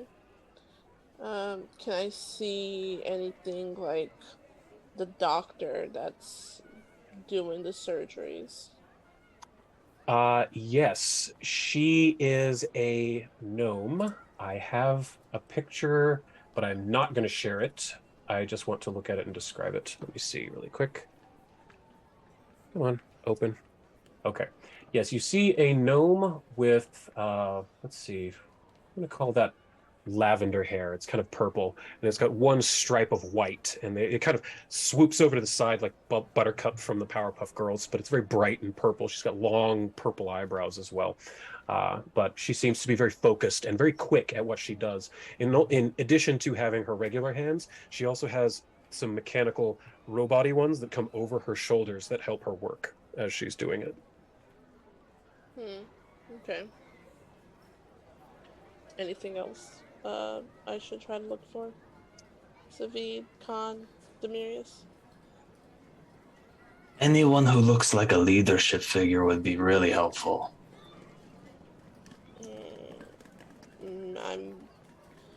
I start to explain what this gnome doctor looks like. Baby? It doesn't seem like she would be the leader. She seems like a doctor, but pushing further and further, you hear that voice again, that that more glorious dawn voice, robotic, echoey, tinny voice coming in around you. And eventually it comes and coalesces into the shape of a cloaked figure. He appears to be a gnome in a red cloak. But beyond that, you can't get a good look at his face because it's clear that neither of these two people have actually ever seen him. They have they've heard his voice. You hear it echoing around you. Lots of different quotes and such, but yeah, you hear that voice a lot, but you can't get a picture on his face. So, if they have any sort of communication device, if they're part of a sort of chain of command, that would be more recent memory, like something they would be doing more frequently, like frequent check-ins. If there's something like that in here, or if there's any sort of surveillance in here, we would like to know that too. Yeah, you poke around in Garumadaya's head, and you find that they do give weekly updates on the amount of people that come in, the number of converts, if any, and the number of suggestions for prosthetic gains. So people come to here to make an appointment to gain their free prosthetic. So they do send out reports, essentially. Okay. Is there a terminal or something that we would have to interact with to like figure out how they do that? Because I'm guessing, I mean, maybe they are, but like they seem like regular people, not like magical, like they're casting sending and stuff. So like, is there some sort of magical device that they're using, or? Sibling Norman goes and gets the device, and it is a little artificer type device. It's got gears and gizmos all over it, and he says, "Oh, this is how we normally report in. You spin this gizmo here," and he goes into a lengthy explanation, unnecessary, about how it works, and then they can pick it up on the other end, and we just give them the numbers. I don't actually know where they are located. I guess, can I assist Khan in trying to figure out how this thing works? Yeah. Both of you go. Zavid first. Both of you give me public crafting checks. Con, let's see, 27. That's a crit. So, or not a crit. So just add 2. Gotcha.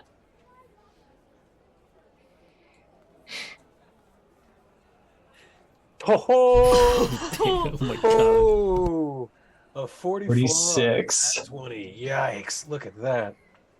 Oh yeah. So, I'm sorry, what were you doing again? Now we know everything. If we know how this thing works, Zavid's trying to figure out if we could use this to pinpoint where it's connected to. Gotcha. Yeah, with that check, Con, you're pretty readily able to figure out that this is just it's a radio. It's a quartz radio. So you would be able to kind of triangulate a general direction. If you were able to find like another one, but with this one by itself, you could maybe get a general, north-south type direction. I'm guessing south. You're correct, it is south.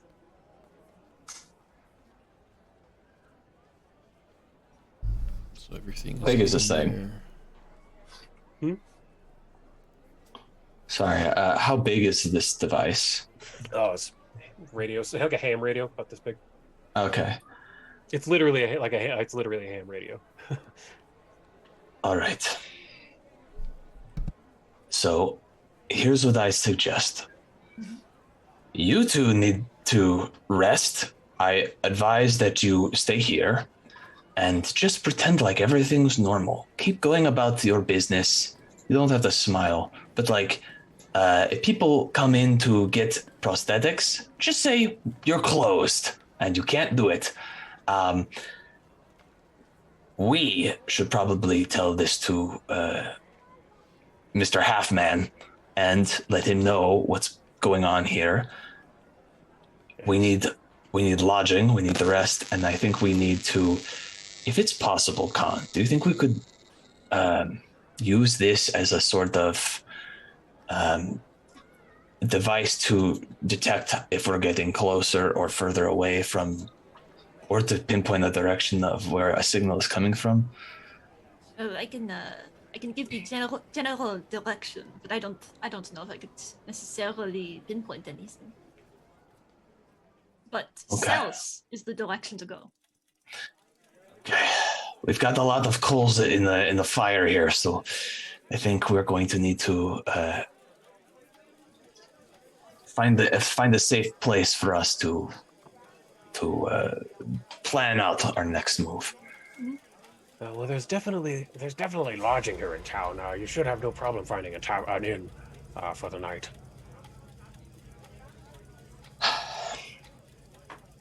Thank you for being understanding of us yanking you out of the brainwashing.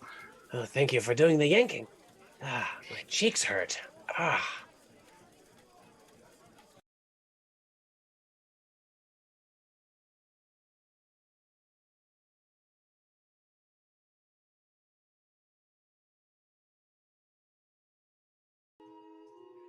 Okay, that's it.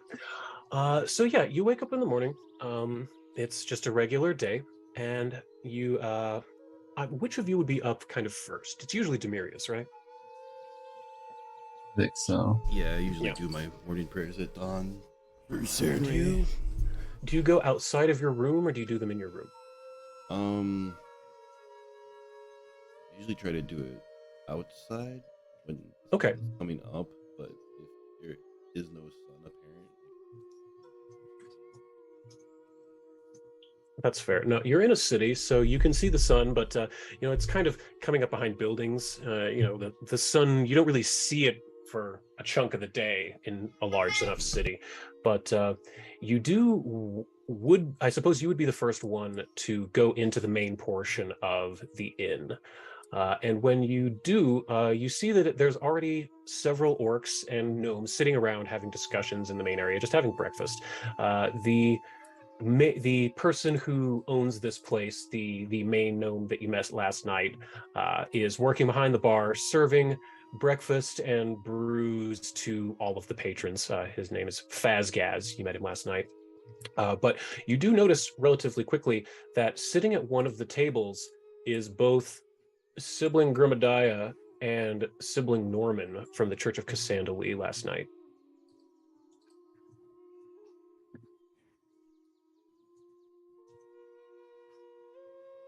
Just realized that you spelled Norman with a G at the start.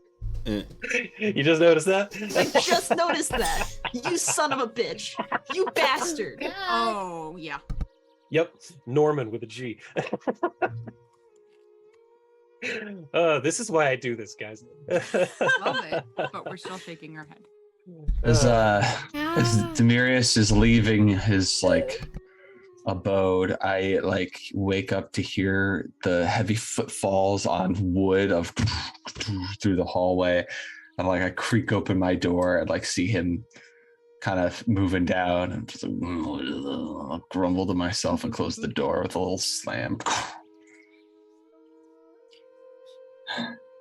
And then if I don't have blackout curtains, I fashion blackout curtains out of something. So I don't want the sunrise to wake me up. Okay, yeah, you're able to relatively easily do that. There's plenty of extra blankets in this place, so you can kind of stuff them in all the little crevices inside your window and under the door to kind of get rid of all that dawn light that's been kind of waking you up this morning. So Yeah. with these guys here, they're just minding their own business, and Dad, come here. orcs are actually like they're separate, or are they? They're sitting at a table talking, and as you see them, they notice you, and they both look to you, and they both are giving you that big smile they had yesterday. And I'd like to give me a perception check on that, please. Okay. Because you remember they had that really creepy smile that was very forced. Yeah. But we kind of did something about that, but We overloaded the batteries. You notice that it doesn't seem as forced as last night. It looks like they are purposefully smiling. Whereas yesterday, it was almost as though an invisible force was pushing their mouth up into a smile. Now it just kind of looks like they're doing this on purpose to keep up the looks. yeah, that's kind of what I was looking out for. See if perhaps something changed with them. Maybe someone else showed up and decided that their batteries needed to be swapped out. That was my concern about the batteries actually being destroyed. You notice that sibling Norman has like a bandage over on his head where the batteries were. So you get the idea that he might be hiding that they're broken.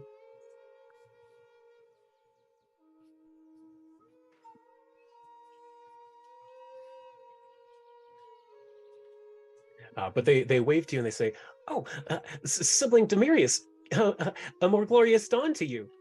Please join us."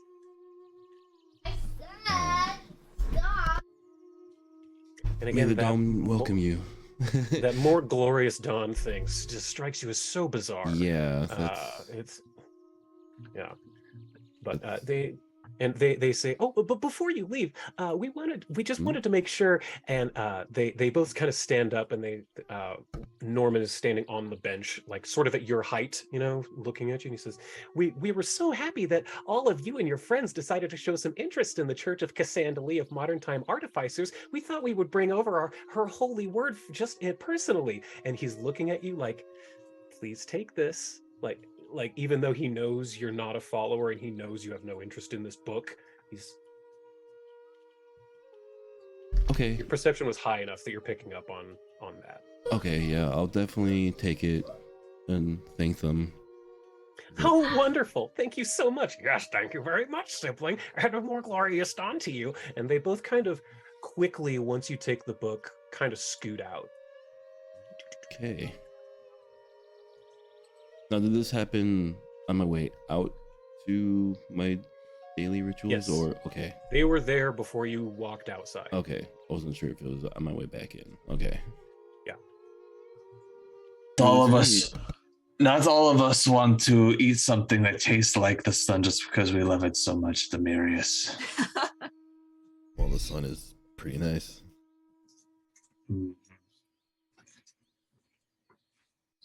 Speaking of which, I ran into our friends that think the dawn is more glorious than they do, apparently. And there's this, and I'll slide over little papers that they gave me or whatever. And yeah, it's a book with the holy symbol that you've come to recognize at this point. Let me pull it up. I should have had that up. My apologies. It is a book that has this symbol on the front. And you have come to find out that this is the holy symbol of Cassandra, the goddess of information. So basically they have dropped off a holy book. Do you open it or show it off, give it to somebody, or what do you do with it? Yeah, I looked at it a little bit, but I didn't look too deeply into it. I figured someone that's a little bit better at these type of things, maybe there's some side of maybe sure pick up on it. I'll just leave it on the table to see if anybody else wants to take a look. Yeah, Can I make a check? Sure, but as you pick it up, you notice that a letter falls out of the front. And I'm going to send it. I'll read it, but I'm also sending it here. It's the letter K. It's a handwritten note, but the handwriting seems very, very precise, as though it may have been written by almost like a typewriter. But and I want everyone to give me society. Anyone who reads it, give me society checks in the tower. Firstly, Aye, aye. Everybody but me, because I'm not. yeah, because you're not there yet. You're still sleeping, you scamp. You make a different society check for something else. Oh, I'm really good with the world society. Trust me. That's exactly correct. Society. Okay, so Zavid, you kind of notice something interesting. You notice that the letter is written entirely in lowercase, even proper nouns, names, starts of sentences. It's all in lowercase, except occasionally there's words in full capitals. But now I'll read it to you. It says, "Siblings, a more glorious dawn to all of you. Welcome to the city. We hope the guards gave you a rough time. Not. We like to kid around here. Thank you for showing an interest in the Church of Cassandra of Modern Time Artificers. We provide a safe place for all newcomers to Wyvernsting. Meeting you all has become a cherished memory. We hope to see you soon after you have returned from your sightseeing. Be sure to seek out a Kodar cake. They are the best I have found, really. Sibling Grummadiah and I truly hope you will return. The pain of missing you will leave a scar. You will never be far from Cassandra Lee's light. No fire wall blocks her omniscience. To become one with the universe, our minds must become fortified. Each day we must ask ourselves, is there another way? By putting your trust in her infinite knowledge, you shall come to know enlightenment and ascendance. We say no to ignorance and superstition, and the numbers within our temple grow by the day. We are bursting with happiness that you are considering becoming part of our family. Siblings Norman and Grummadiah." Let's take all of the capitalized words and put them chronologically in order and see if that makes any sense. And I sent it to you in Discord, so. Or did I? Yeah, I sent it the right thing. Every once in a while I send something in a DM that I mean to send to everyone. So let's see. Letter of every not capitalized letter, and then it's not. It's easy. City not safe. Memory returned. Seek out Kodar founder. Scar wall fortified. Is there another way? Trust no temple family. Yeah, so basically we need to get the fuck out of here. That's what it's telling us to do. Now, seek out Kodar? I will pull up your map. Hold of Belkzen. Pop. And that also rings a bell to Khan, because Khan, when you found Gwenestraja's letter that she wrote to Sipergrad that never got sent. It said, "Go back to Kodar Peak." That's right. Which tells you that Kodar Peak is Sipergrad's lair. And so if you look on this map here, you will see the Kodar Mountains here, the Foundry here, and Scarwall here.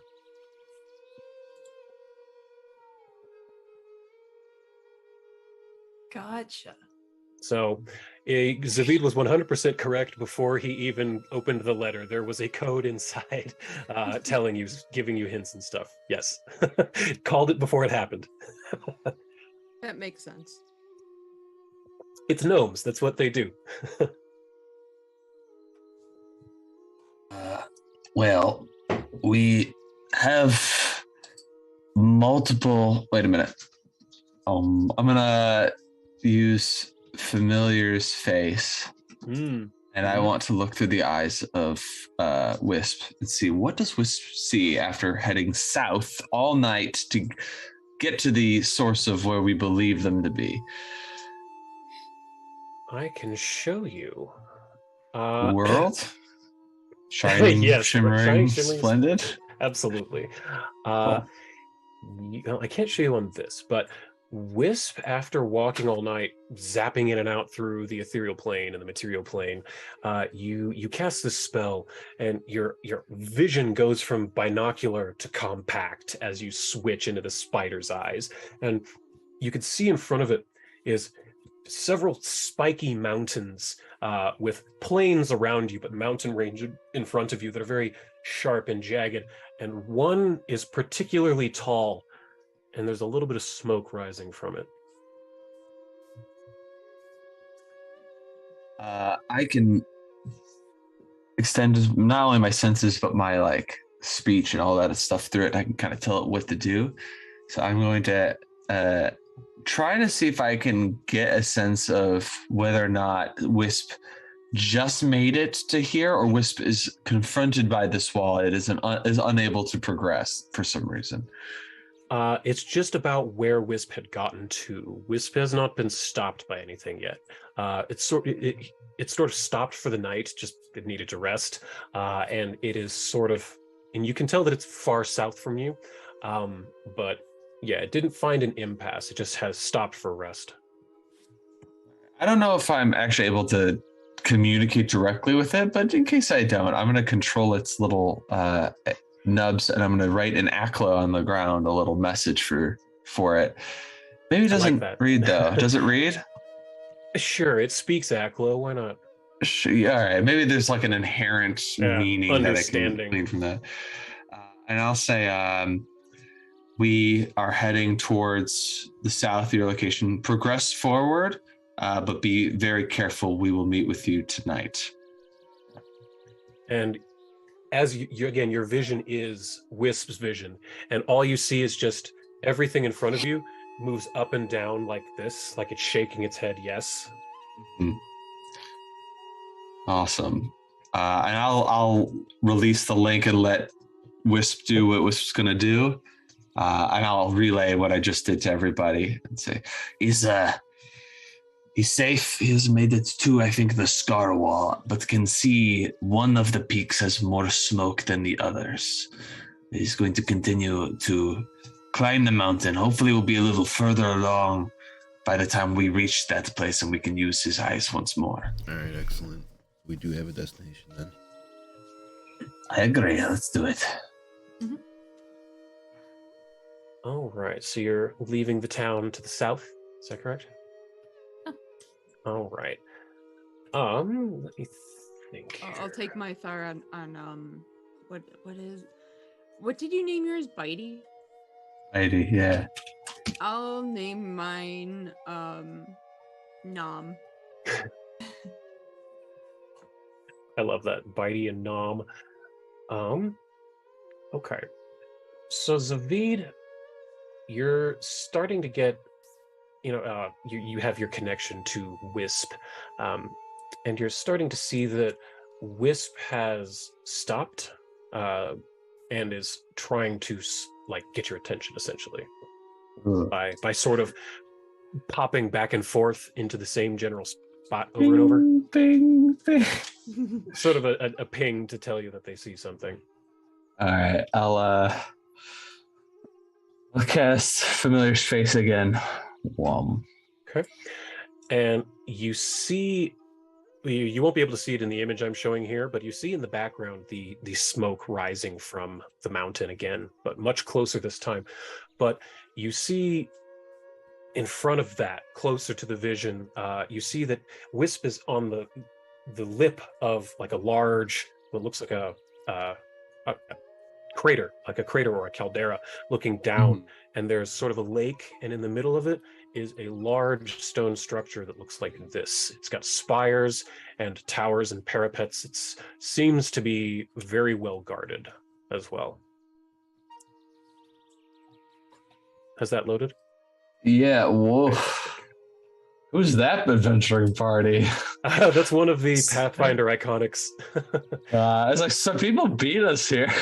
Ignore that. Actually looks really cool. It looks really cool, but it's Pathfinder, the iconics. Mm-hmm.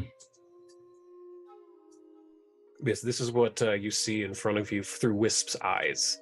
A very fortified stone fortification, frankly. I'm looking for a drainage pipe, or I'm looking for any sort of egress to the castle that isn't meant for people to walk into, that could be used as a way to sneak in. Okay. So yeah, you can have Wisp looking around, and do you or Wisp have like a survival check or a perception would be good? Give me a perception in the tower. Sure. Using In your fact, senses anyway. yeah. In fact, I'm going to cast True Seeing, so that now I can use that sense through their senses. So yeah, you tell me if there's anything illusory that I would normally not have noticed that I might. I see the true forms. Okay. You see a strange trail in the water. It looks like water, which is why you would not have seen it if you hadn't cast True Seeing. There's something in the water. It's you know how in a video game there's like when you have a quest objective and there's like a line that connects you and it's sort of wavy going hither and thither. It's sort of like that. You're seeing like a filament in the water, and you can tell that it's some kind of pollutant. Maybe it's something that's being poured into this water, and it's coming from a specific point up the mountain a little bit, whereas this big fortification is in the center of like a big crater. You can see that this is, or rather, it's bubbling up from the water in the crater. That's a better way to put it. This weird stuff. Interesting. I want to look towards the edges of the crater to see, is there a runoff that's causing this, or it's literally coming from underneath the crater? It appears to be coming from, if you're getting close, it appears to be coming from a large pipe. Oh, okay. I want to look at the walls to see if there are guards posted. What does the security of this place look like? There are guards. Do you get like telescopic vision or anything? I don't think so, but I think I have just kind of acute sight. So like, I might not be able to recognize faces from the distance that they're at, but probably I could recognize if someone's like wielding a spear or they look like a certain race or something like that. Sure, you see a lot of guards. Most of them are very big and bulky, wearing metal armor. So you get the sense they're probably orcs. However, there are occasionally things like trebuchets or big ballistae, large weapons. And on each of them seems to be someone really small. And again, you can probably guess they're gnomes, knowing what you know about what's been going on. Yeah. Okay. Is there any sort of large door or something that's like, not necessarily the portcullis here in the photo, but like if they were to release like those cyborg animals, like where would they be releasing them from? I'm trying to see if there's like one more opening that fits that bill. You don't see anything like that.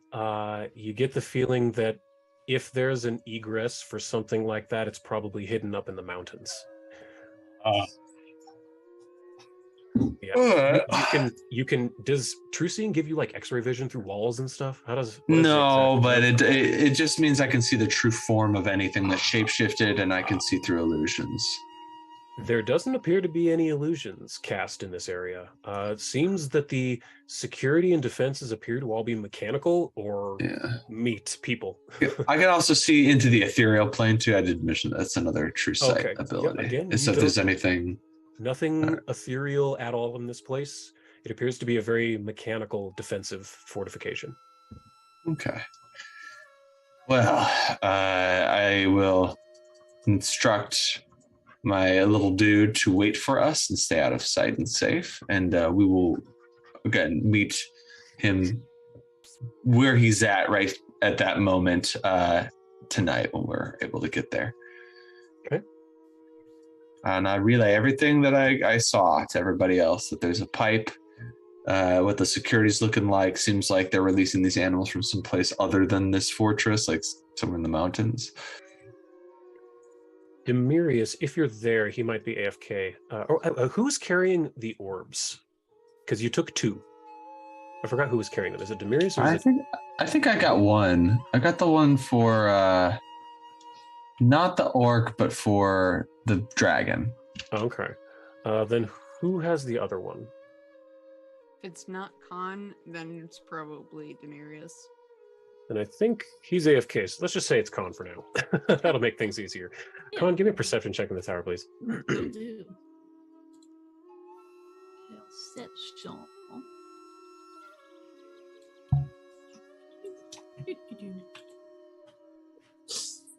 You can feel that something in your bag is vibrating. We'll see what it is then. And Ponder the orb. You pull it out, and it is indeed the orb that has the orc image inside. And I can show that again. I forgot about that. We stop what we're doing and we're like, Khan, we're on the move. What are you doing? Hold on, I have to ponder my orb real quick. Which one is it? There it is. So you pull it out, and it is indeed the orb with the orc in it, the old man with the arcane sigil tattoos. And you notice that before, when you had sort of activated these things, there was a little light inside that acted like a fish in a fishbowl that pushed up against the sides. And even as you turned it, it stayed in the same location. But the ball is vibrating in your hand, and that little light is pointing, and it's almost like it's trying to push out of the globe. It's very aggressively pushing near the sides of the crystal ball. Is this supposed to happen? Probably. This is more arcane stuff. I don't really do much scrying myself. Same. Anyone who wants to give an arcana check in the tower can. Since I've got it. I'll do it And for fun, but... Zavid, since you have that gem, you get a +2 for scrying stuff. Arcana... I love how everyone's like, I suppose. I mean, it doesn't I could take a hurt look, to make this check. Danny will check too, because she has that as well. Oh, good. If we had bubblegum, she'd be fine. Yeah, it would have been great. Actually, yeah, Danny's the only one who succeeded that check. Y'all did really, really bad. Danny comes up to you and says, these things have been acting like compasses. I think it means we're close. Ah. Okay, that makes sense. I was worried that they were like, I don't know, scrying on us. That's what that was supposed to represent. Maybe it meant close to death too. I was like, what? How did we get here? But as you're walking down the road, on the horizon, you start to see a little hut and kind of a big field in a clearing that sits right along the river that you've been hugging this whole time. It's a cat. Mm-hmm. It's a Juno. Oh, and there's Bowie that's going to be coming in soon. So let me just share this map here with you. You eventually come across a small hut with a decent-sized barn that has a fenced-off area pushed up against the the river that you've been following, and there's a bunch of sheep all up in the fields there. And in the middle of the field, you do see a person off in the distance. It's a person! Kill them! Some parties, man.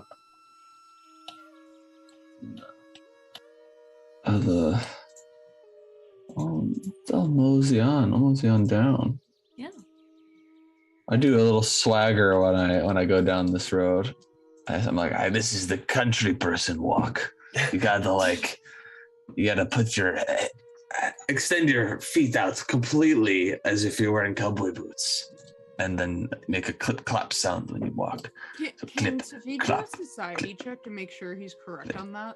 I would love to do roll against him on that. And I don't know if I'm lying. I think, can I just roll something to see if I'm right too? Society would be perfect for that. Okay. I'm just gonna roll. Oh yes. So yeah, Zavid is correct that that is exactly how cowboys walk, with a swagger. That's how country people walk.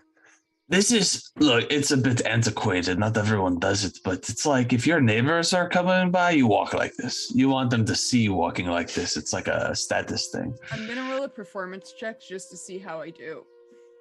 Not bad. It's not as good as Zavid's. My Zavid's favorite really thing good. about Zavid is rolling pointless nat 20s. They are the best. It happens so often. All right, let me see if that guy sees you. I'll do, there's like a knock, like also a kind of knock that goes with this. And it's the classic bum, bum, bum, bum, bum, bum, bum. You always have to knock like that. If you don't knock like that, people think you're there for like hostile reasons. And a few moments later, you hear a voice coming from the side. It's kind of a gruff voice that goes on, Rockok Magar, Calico-Crash McClog. I immediately back away and I push Khan in front of me like, talk! Is Khan the only one that knows Orcish? Mm-hmm. One of the only ones, I think. I mean, somebody else knows it, but I think they're not playing. I don't think Danny knows it. Yeah, Reese doesn't, and Danny. Oh. Danny doesn't either. Khan's the only one who speaks Orcish. So the orc comes up to you. He says to you, "I'll be over in just a minute. One second." And kind of hops over the fence and washes his face off, and eventually wanders around the hut. And he, again, he's still speaking in Orcish. And he says, Yeah. Hey there, what can I do for you? What Hello, do you need? Since I'm the only one who can speak Orcish, I can say whatever I want for the rest of the party. Yes, you can. Yes, you're the face. Yeah. We love you for this. Yeah. We saw your face in a scrying orb, and we wanted to find you. Oh, a scrying orb? What are you talking about, you git? And he I'm a mouse. and he looks and he picks it up. I'm a mouse. And he looks at it and he looks at you and he looks back at it and he says, I think we better go inside and have us a conversation. And he looks to all of you and he says, and he kind of switches to common for a second. He says, Come on in. My name is Gazco. Oh, it's nice to properly meet you. Put everybody kind of in, and he invites you in, and he's got a very humble little hut. It's a 2-story kind of wooden and stone structure. There's a couple of hides on the ground, like little rugs. He's got a hearth with a fire in it. There's a small eating area and a stairway that goes up to a second level. And he kind of plunks himself down into his seat, and he says, Well then, you seem to know who I am, but I don't seem to know who you are. What brings you here? My name is Con the Bloody. These are all my companions. Now that's a right crumping name there. The There. Bloody, huh? There. Hey. and he kind of like, he gets really like physically excited. Like you can almost feel the energy. Like he went from very suspicious to yeah. Just These are people with much less exciting names than mine. Oh, well, it's nice to meet you regardless of your moniker. Again, my name is Gazco. Anyway, do you have any like meat for your guests here? I'm hungry. Oh yeah, of course. I'm sorry, how rude of me. I got me some mutton. And he goes over and pulls out some dried mutton. He's a shepherd. He clearly is going to have sheep meat. So he hands he didn't have a feast prepared, but he's definitely got enough to offer you food. Excuse me, this is so good, this food. Thank you. Thank you. I like to raise happy sheep. They say happy sheep make the best mutton. Yes, this one had a joyous life until it was abruptly ended at the blade of your axe. I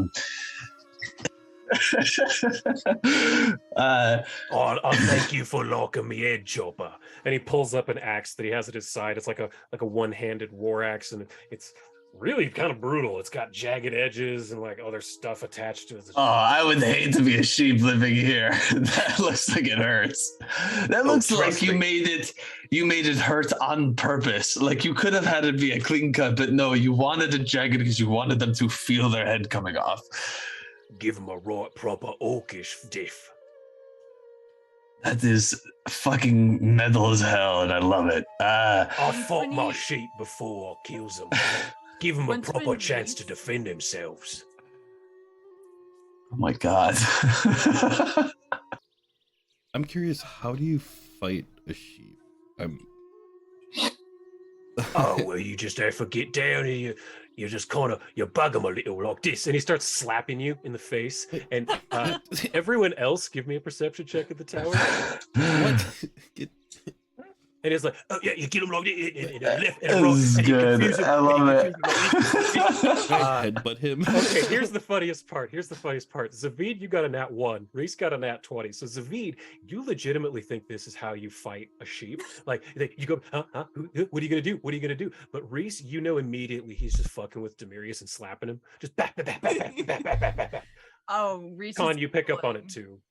I just want to like headbutt him real hard. Yeah, you hit him. So you're able to headbutt him, and he goes, "Rah! Oh, I like this one. I like this one a lot." And he follows up with when he attempts to headbutt you himself. So I'm going to attempt that. Let's see here. So he gets a -2 as well. Where are you, Demirius? Where are you? There he is. Yeah, hits you. He after he says, "Oh no, this one," he grabs you by the ears and he gives you a headbutt himself. But you can tell that this is less of a retaliatory attack, and it's almost more of a handshake. Yeah, there wasn't malice in his response. Yeah, I'll just like put my hand up on his shoulder and be like, all right, I get it. Before I lose my thoughts, because this was a tangent, I'm losing it. The baby, there's a baby. Gonna stress it's a baby. And it is still in the egg. It can be hatched far later than it normally would be. It needs a very hot temperature, so we were sort of doing that on the sidelines here. He's a cool dude. He didn't mean for any of the stuff that happened to her. He's actually had a lot of years to try to atone for that. The other guy, what was it? Ciprograd, I think is the name. Yeah. So there's a copper dragon that is around these parts, except this copper dragon has been captured by some assholes that live beyond the mountains around the spined mountains or range or whatever. Kodar. The Kodar mountain range. That's right. There's like a crater lake, and there's this fortress in there, headed by orcs and gnomes working together on all sorts of weird, cobbled together clockwork technologies that are very advanced but very dangerous and inhumane. Anyway, I'm kind of dumping a lot of this on you. They have Ciprograd, and they've got some sort of device on him to like control his movements and his mind in a way. We would like to free him because we think he would not stand to be controlled by anybody and would probably retaliate and destroy the fuck out of them. So, you said you was out here looking for Ciprograd. I remember that bastard. He used to burn my fields and kill my sheep. Then he just stopped one day. I figured he'd moved on. Well, he got kidnapped. A bit of karmic justice, you could say. I don't think that he's through and through evil, but I think he had some personal demons that he was faced with. I mean, think about this. You fancy a girl, and then you have a duel, an honorable duel with the one she's already in a relationship with. Not only does he survive, but your fight kills her. That would be a very big mark of shame, especially for a dragon, a part of a lineage that is known far and wide as good dragons, right? Copper dragons are known to be good.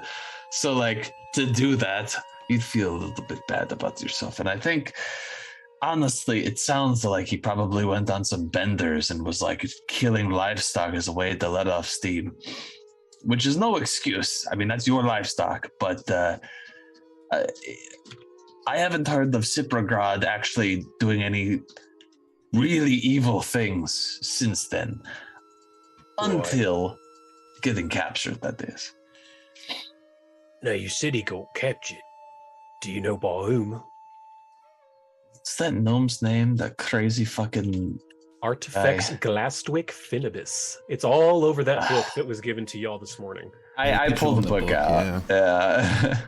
His name is fucker. And as you're kind of flipping through it, Zavid, I'm not even going to make you roll because you were born in a cult. This is cult shit.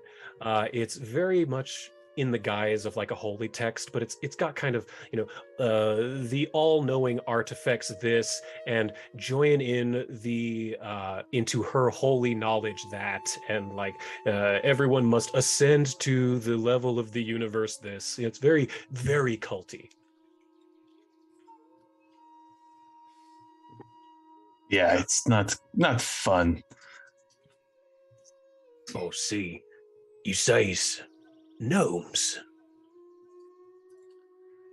Yeah, they like to build and tinker and to make objects, and every race builds their own stuff. Yeah, elves like their arts, and dwarves like their architecture.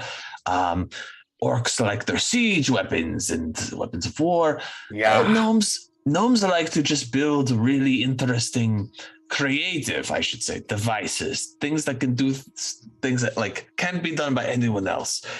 And I think these gnomes are in a cult that got kicked out of their home city and ended up in Wyvernsting.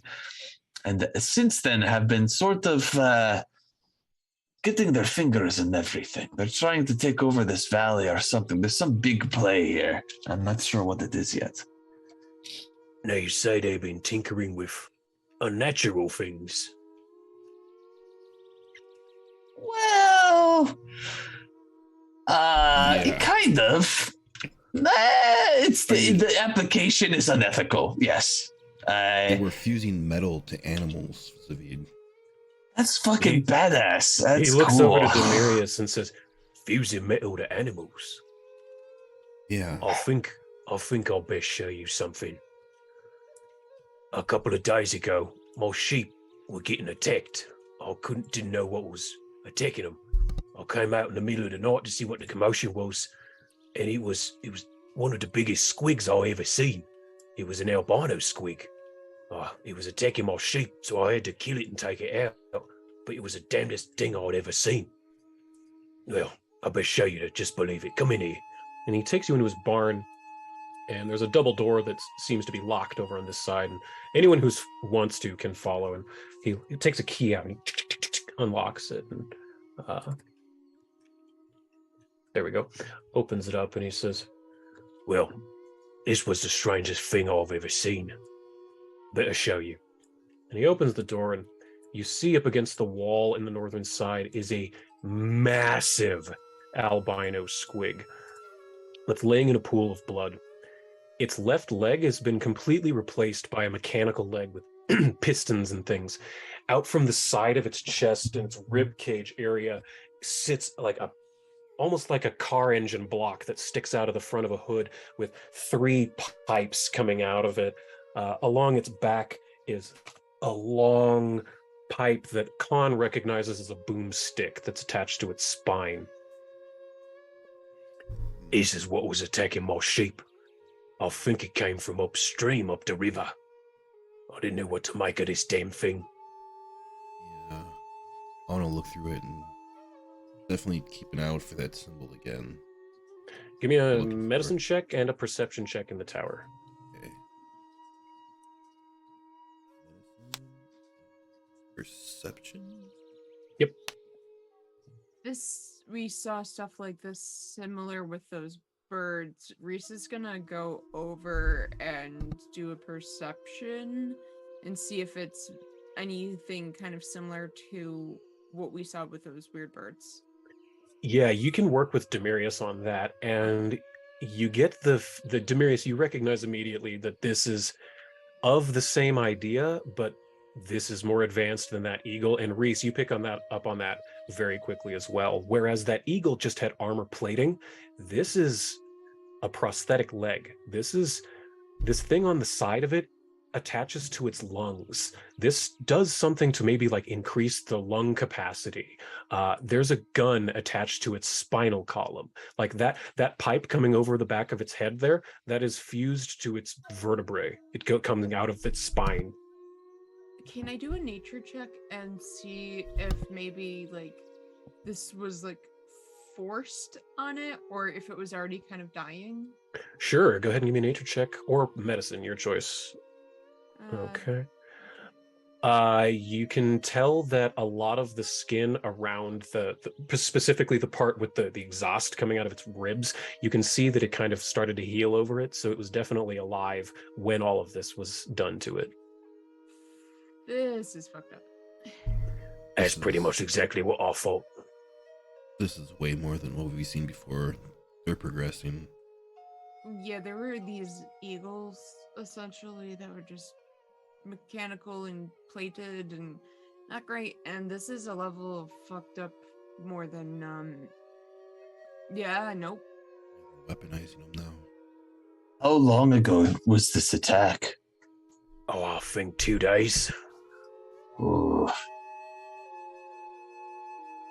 And we are definitely on the clock here. By the way, a clock, new gnomish invention, very cool. It's like it keeps the time of the day. They come up with the damnedest things, don't they? They do, they really do. I think my first instinct, I saw this, I was like, ooh, this could make a really good minion. The more I learn about what they did to this creature, the more I feel bad about it. We should just maybe set it ablaze as like a, proper death, kind of like what we've done with other people who we found. Yeah. Before that, is there anything we can find useful on this? You're all yeah, you can do crafting checks in the tower for me. Hell yeah. Maybe get a gun out of it? And pulls out her fucking goggles. Yeah. The magnification, yeah. Okay, Zavid, you were able to aid. Reese, you critically aided. So I will, let me see. Reese is untrained, so that's 2. That's 3. So that's, okay, so Khan, you gained a 41 to your crafting check on that. Woohoo! With all the bonuses. So yeah, you're able to pretty quickly tell that this thing that's coming out the side, the exhaust port thing, it's an increased lung capacity. This would have allowed this thing to run longer and farther than it could potentially normally do on its own. But yeah, you're able to get this tube off the back of this thing by kind of cutting under into the bones, and you can get off of it a rudimentary boomstick. And I think I can find some of the items. Yeah. There we go. Let's see here. Big boom gun. I like that. So, Con, I'm going to drop this in your inventory. Yeah. Just be aware, whoever wants this, I will have to attach it to your spinal column. No thanks, I'm good. For what? What does it do again? It shoots out projectiles. And I was joking, by the way. You will not have a boomstick in your spine. You sure? I mean... All right, maybe not me, but I want to table this, shelve this for later. I have ideas we need to talk about. Yeah, the stats are on it for you. It's in your inventory now, Con. Big boom gun. I want to just kind of examine what some of the methodologies I did for grafting machine parts onto living parts and things like that, and kind of just see the techniques involved and be like, obviously this was like very inhumane. This thing was alive and it was in pain the whole time. But like, I'm a risky surgeon. It's just helpful for me. Give me a medicine. It can be public, I guess. Yeah, sure. Just want to see if I can learn anything from this. Huh. That's not the hey, hero point. No. Oh yeah, you've got some hero point. Yeah. Let's see. That's what again. they're for. That's slightly better. Slightly better. Yeah, you get the feeling that the surgeon who did this is far better than you. You do not think you could have done this surgery. But you're looking through, you're taking it apart, you're kind of dissecting this creature, and you're really getting a sense of the technology here. That leg is not just a replacement for the bone and the meat, it's wired up to its nervous system. And you start to get the sense that that might be how sibling Grummadiah, was still able to have the mind control, even though there was nothing wrong with his head. The power from those little harm casting batteries goes into their nerves. Right into the column, the cord, and then it, yeah. Mm-hmm. Right, that makes a lot of sense. I'll kind of just think about that for a moment and be like, I am worried about our friend that we rescued. Gazla, what was her name? Glasha. Glasha, because she had that prosthetic arm, seemed fine, but how many others have those prosthetic arms and seem fine? Are they sleeper agents? Like, it bothers me that we didn't follow up on that. I forgot to. You remember as you walked around the city, you saw dozens and dozens and dozens of orcs and gnomes with prosthetics, mechanical eyes, arms, legs, many, many, many of them. All right, I will just drop you in here. That'll be fast. The guards, again, they recognize y'all because you were here just this morning, or last night, rather. So you're able to get back into Fort Hundux with very little issue. And he looks at you and says, Lux Et Umbra, back so soon. What need you? Our intention is to travel tonight to where we believe your daughter is most likely held. But before we do this, there is something very important that you need to do for your people. Of course. We talked to the members of that weird church in, the refugees, right? They're a cult, and their cult leader does not mean well for your people. The prosthetics are able to connect to people's nervous systems and control their movements and their minds. And I produce one of the chips. I say, these little things can be overloaded with a little bit of negative energy. I can use this because of my god, but if you can figure out the way to overload these, they can be severed from the person's nervous system. Meaning you don't have to rip people's prosthetics off as long as you destroy these first. They can still use their limbs. It just won't, it might not be as effective or something for a little bit. But it can be remotely controlled. And you have a lot of people with prosthetics, so that would be very bad if, say, the cult decided they wanted to overthrow you or something like that. It is extremely disconcerting. Thank you for bringing this information to my attention. There are hundreds within the city who have benefited from the Artificers Without Borders. That is... I think you need to be very stealthy about this. I think you need to prioritize anybody who is a warrior or a soldier who has something like this first. Summons them. Don't tell them what it's about. Just summons them. And then once you have them, have someone who is able to use negative energy. I don't know if you have that ability. That might be a big problem. Yes, we have shaman and clerics within the city. And just targeted overload just on the chip, and then it's done. Don't even tell them what you're doing. Don't let them know that that's what you're doing. And just quietly. The false premise of an upgrade or perhaps maintenance on it. I see. Yes. You have to spin doctor this so that it doesn't get back to them, because the moment that they realize that they are losing all of these people from their influence, they might turn them on. So you want to keep this as quiet as possible. Of course, Shaki, I will leave that to you. Subterfuge has never been my claim to fame. Yes, of course, darling. I shall come up with a proper cover story.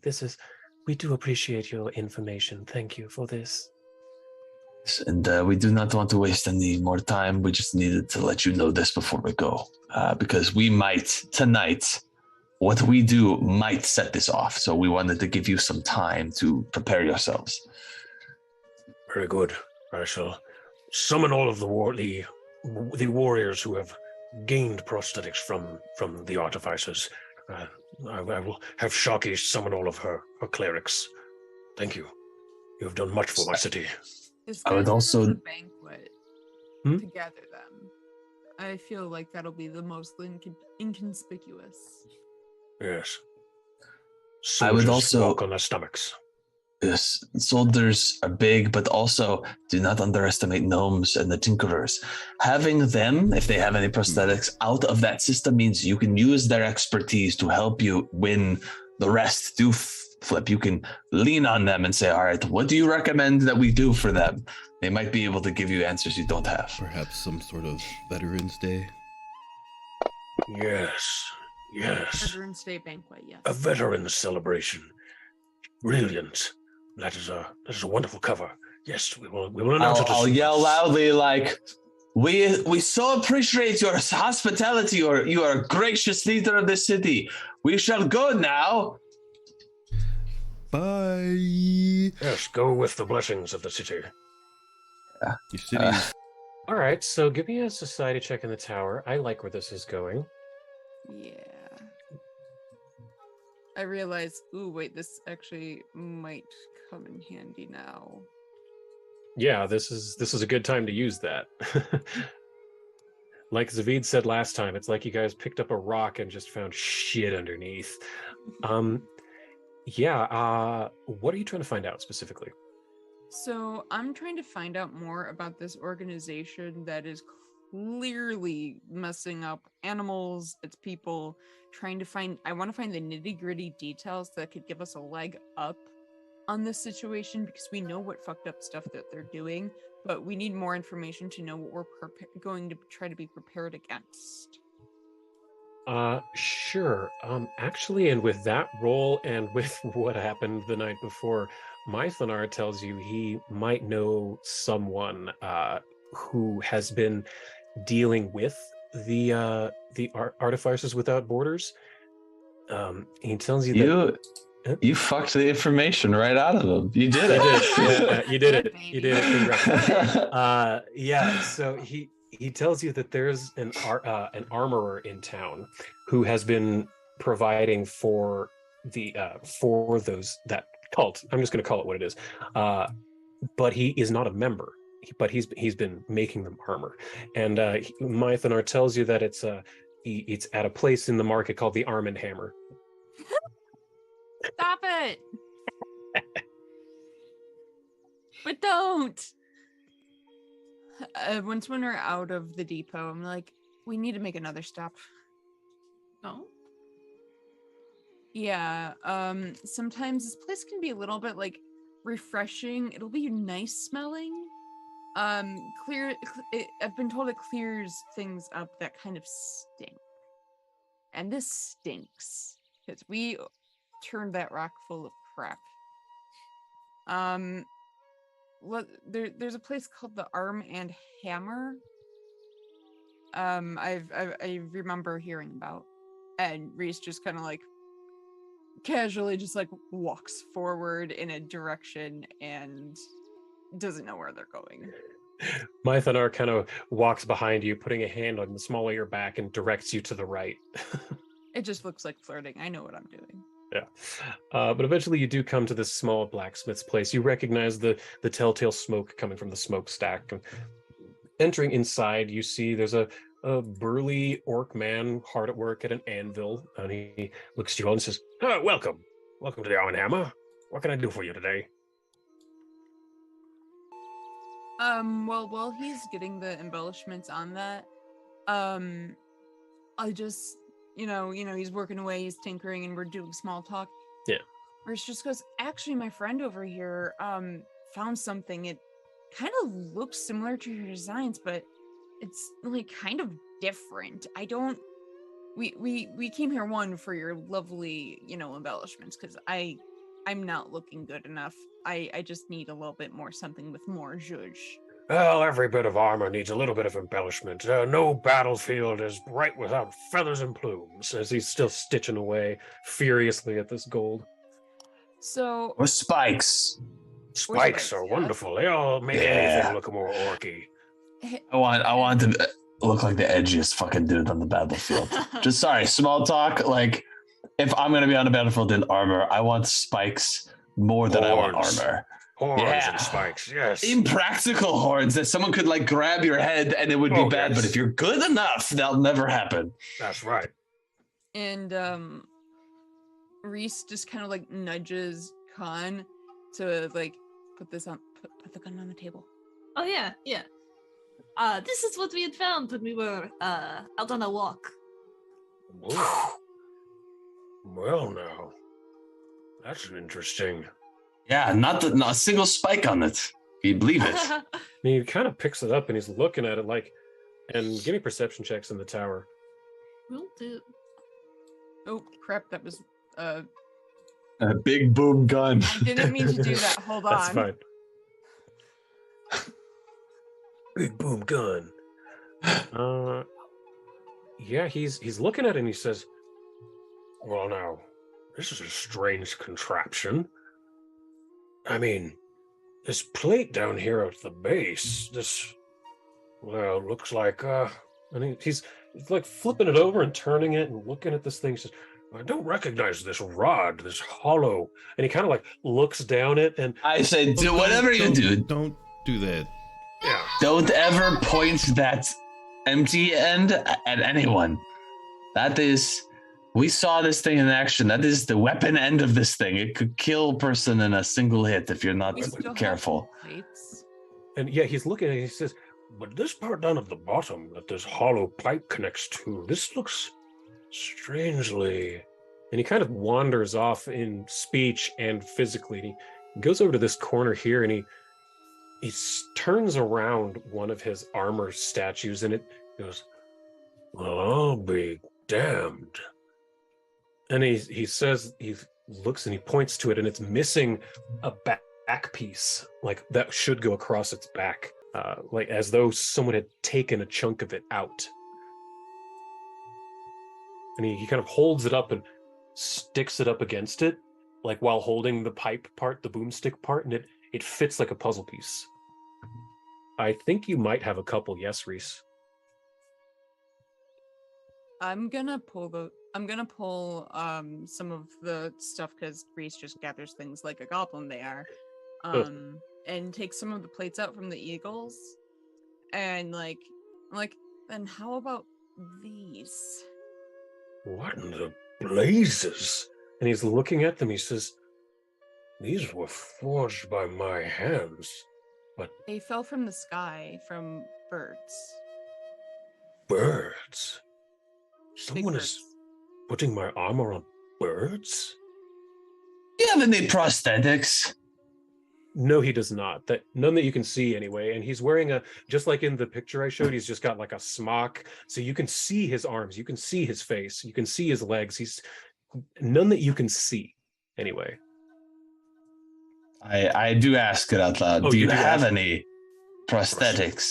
Prosthetics? No, I lost my pinky when I was a chip of my pinky when I was a child. And he holds it up and he's missing one knuckle of his right pinky, but it's not replaced or anything. It's just a nub. Okay. As far as prosthetics, no. So, and you don't make prosthetics? No, I make arms and armor, mainly armor. Right. I'm a defensive blacksmith. Right. So that is, okay, very interesting. So what we're finding is stuff that you recognize as your own make, but repurposed in ways you never would use them. That is right. I would not have put this on a bird. This strange weapon on the back of... why would I put a weapon on the back of armor? This makes no sense to me. You have that Cassandri. I have seen this symbol about town, and I have done business with some of the people of this church. Their coin spends like anyone else's, but I have never been there. Do you know where they are? No, unfortunately, no. I receive work orders in the post, and I send them out. I have not actually met face to face with anyone from the organization now that I think about it. So when you send them to the organization, there's an address? Well, let me see. And he kind of, or perhaps a messenger flips through that his stuff. frequents. Yeah. And he's trying to. He finds a little address, and he says, "Well, it looks like it gets sent to a courier to the south, sort of a halfway, a second delivery person. I do not know where it would go from there." We want to make sure your name is still good. We want to look into this. Yes, I appreciate that. I do not want my name to be besmirched by something like this. I create functional art here. Your art is being weaponized in the most gruesome of ways we've seen. It is very disconcerting. Cool. Okay, so you're trying to you shadow walk south, right? I'm trying to remember what the plan is from here. Yeah, I believe so. We're going to Wanderer's Guide from Reese, and then Danny's going to use Shadow Walk to get to where I believe the Crater Lake is, or at the very least, close by, so that we can meet up with Wisp in a timely manner. Sure. I'm trying to fast travel here. Yeah, no problem. So you're able to kind of travel quickly through the Shadow Realm, the Shadow Plane, using Danny's spell, and you're trying to be careful using Reese's magic and using Zavid's magic. And you do eventually come out of it. It's not a very long trek because of Danny's magic. It decreases the travel time by immense amounts. And you do eventually come to sort of a fork in the road that's wooded on every other side.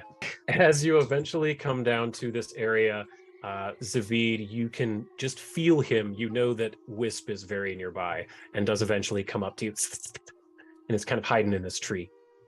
I will, in Aklo, call to it. Those who recognize the language of Aklo, spoken by evil creatures, so it's associated with evil, but it's not an evil language. It's just a language. So it's like, kill, kill, kill, kill, kill. Kill, kill, kill. Kill, murder, maim, destroy. Cannibalism and death. And yes, waves and goes homicide, genocide. And it is a very, very cute spider. Reese is, you're still pretty new to it. All the rest of you have known Wisp a long time. Doesn't mean I like it. I just, say stab, stab, stab in greetings. War crimes. I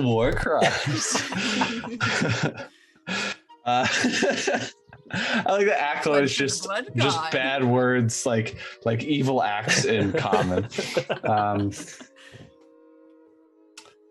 But I'll talk to Wisp and just say, have you noticed any creatures coming in and out of this area? Yes, many. There are strange, large creatures that have been in the woods. I've had to be very stealthy as I have moved. Were these creatures grafted with metal? Oh yes, much metal. Okay. When was the last time that they came through and the frequency of their visits? They come through very frequently. I think they are on a guard. Guard rotation. So when was the last time they came through here? 40 minutes ago, perhaps. Are they due for another pass by, you think? Very soon, yes. All right, we might need to hide then. Yes. I'll tell everybody. Hide. There's a guard coming through, like some mecha animals. We need to hide. Do we have a good way of doing this?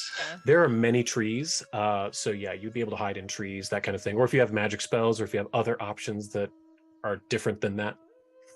I'm going to climb up this tree to join my spider, and I'm going to... or we just put them out of their misery, and I'll run in the middle of the road and start screaming. No! Oh, sorry. I was gonna say, if Javiris does that, I'd be like, what the fuck? What are you doing? Wild card. Just Right. because you're stronger. We were just saying earlier about how he's going to be the one to snap. I'm going to. I turn to them like, we still have Warden step on, so you guys are gonna stay with me, and we're gonna hide in the trees, and they don't notice us in the nature. Okay. The tough part is going to be getting Ares up a tree. Arwen is a cat that can climb, but Ares, someone's going to need to like hoist that little pup up. Yeah, Reese I'll has help with it. that. He's got muscles. He just doesn't look like it. Yeah, I feel like Gazcool would help with this too. Danny Definitely, would be and leading. Mythanar.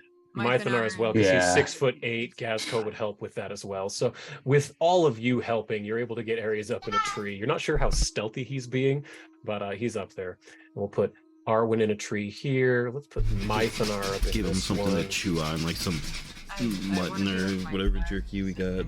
I also I give some mutton to Wisp as a reward for being a good boy. Got it.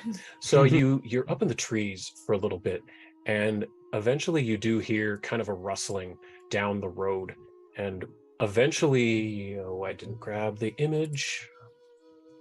Eventually you do see two very large, what appear to be wolves, start walking down the road there, this dirt road, and I can show them here. And they do appear to both be missing legs, having metal parts sticking out everywhere. They've got a rib cage made of metal. Their claws are sharp and metal, and they appear to be walking down this road. And sure,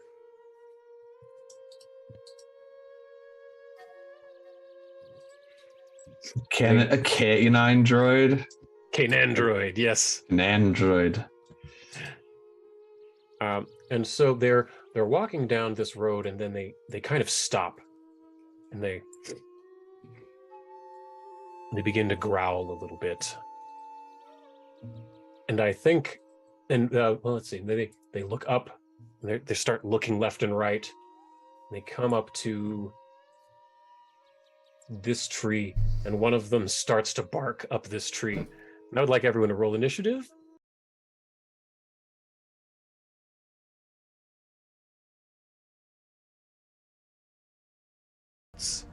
And that is where we come in back today, right at the initiative roll. So first things first, I want to share this image. So this is what we're up against. You see these two huge wolves with two mechanical legs, plates of metal coming out from every which direction, barking and howling up this tree at you. And you have one action. I have one action. I'm not going to do anything with it. I guess I'll just use that action to call out to everyone like, they're just wolves. We got this. Okay. Then with your that ends your turn. So what happens now is on the back of the wolves, both of them, they have a little metal, almost like a door, like a hatch, a flap that opens up. And from it rises small red birds. I have a picture, one moment. They appear to be a robin, but they have little bits of metal attached to their heads. They've got metal apertures around their eyes, metal attached to their wings, and they start to flap. And one of them flaps over to here, and its aperture, the eyes begin to woot, woot, and you hear as both of these birds are flying around looking at all of you. Evidence, no! And that is the end of the round. Top of the round, Kanye. They're just wolves. Oh, what the fuck? They're also birds. Song. That's true. Ooh, look at all that. 3 5s and a 6. That is, I believe, that is enough. Yeah, it had 5 hit points. So Zafid, how do you want to do this on this guy? Right as this like wolf is like malfunctioning and all the stuff's coming out, and it's like got that sort of glitchy sound as it's about to like but just, you know, a big old rock just kind of hits him. It's just the right angle to twist the head around, mercifully putting what was left of this poor animal out of its misery. And just a quick. Yep. And you have done so. It is very dead at this point. We're out of combat. But yeah, you're able to collect the 2 bird drones, and the Canandroid wolf bodies are there as well for you to analyze it in any way. Yeah, autopsy time. So, bird drones, what is with its eyes? I've never seen anything like this. Yes, you haven't. Give me crafting checks, anyone who's curious about those strange things in its eyes. And I'll share that again. Let's see, crafting. Oh, not in the tower, sorry. All good? Oh, I did that in the tower. No, it's all, I asked for it in the tower, it's all good. I'm the one that fucked up. Anyone else want to get another crafting check? Okay.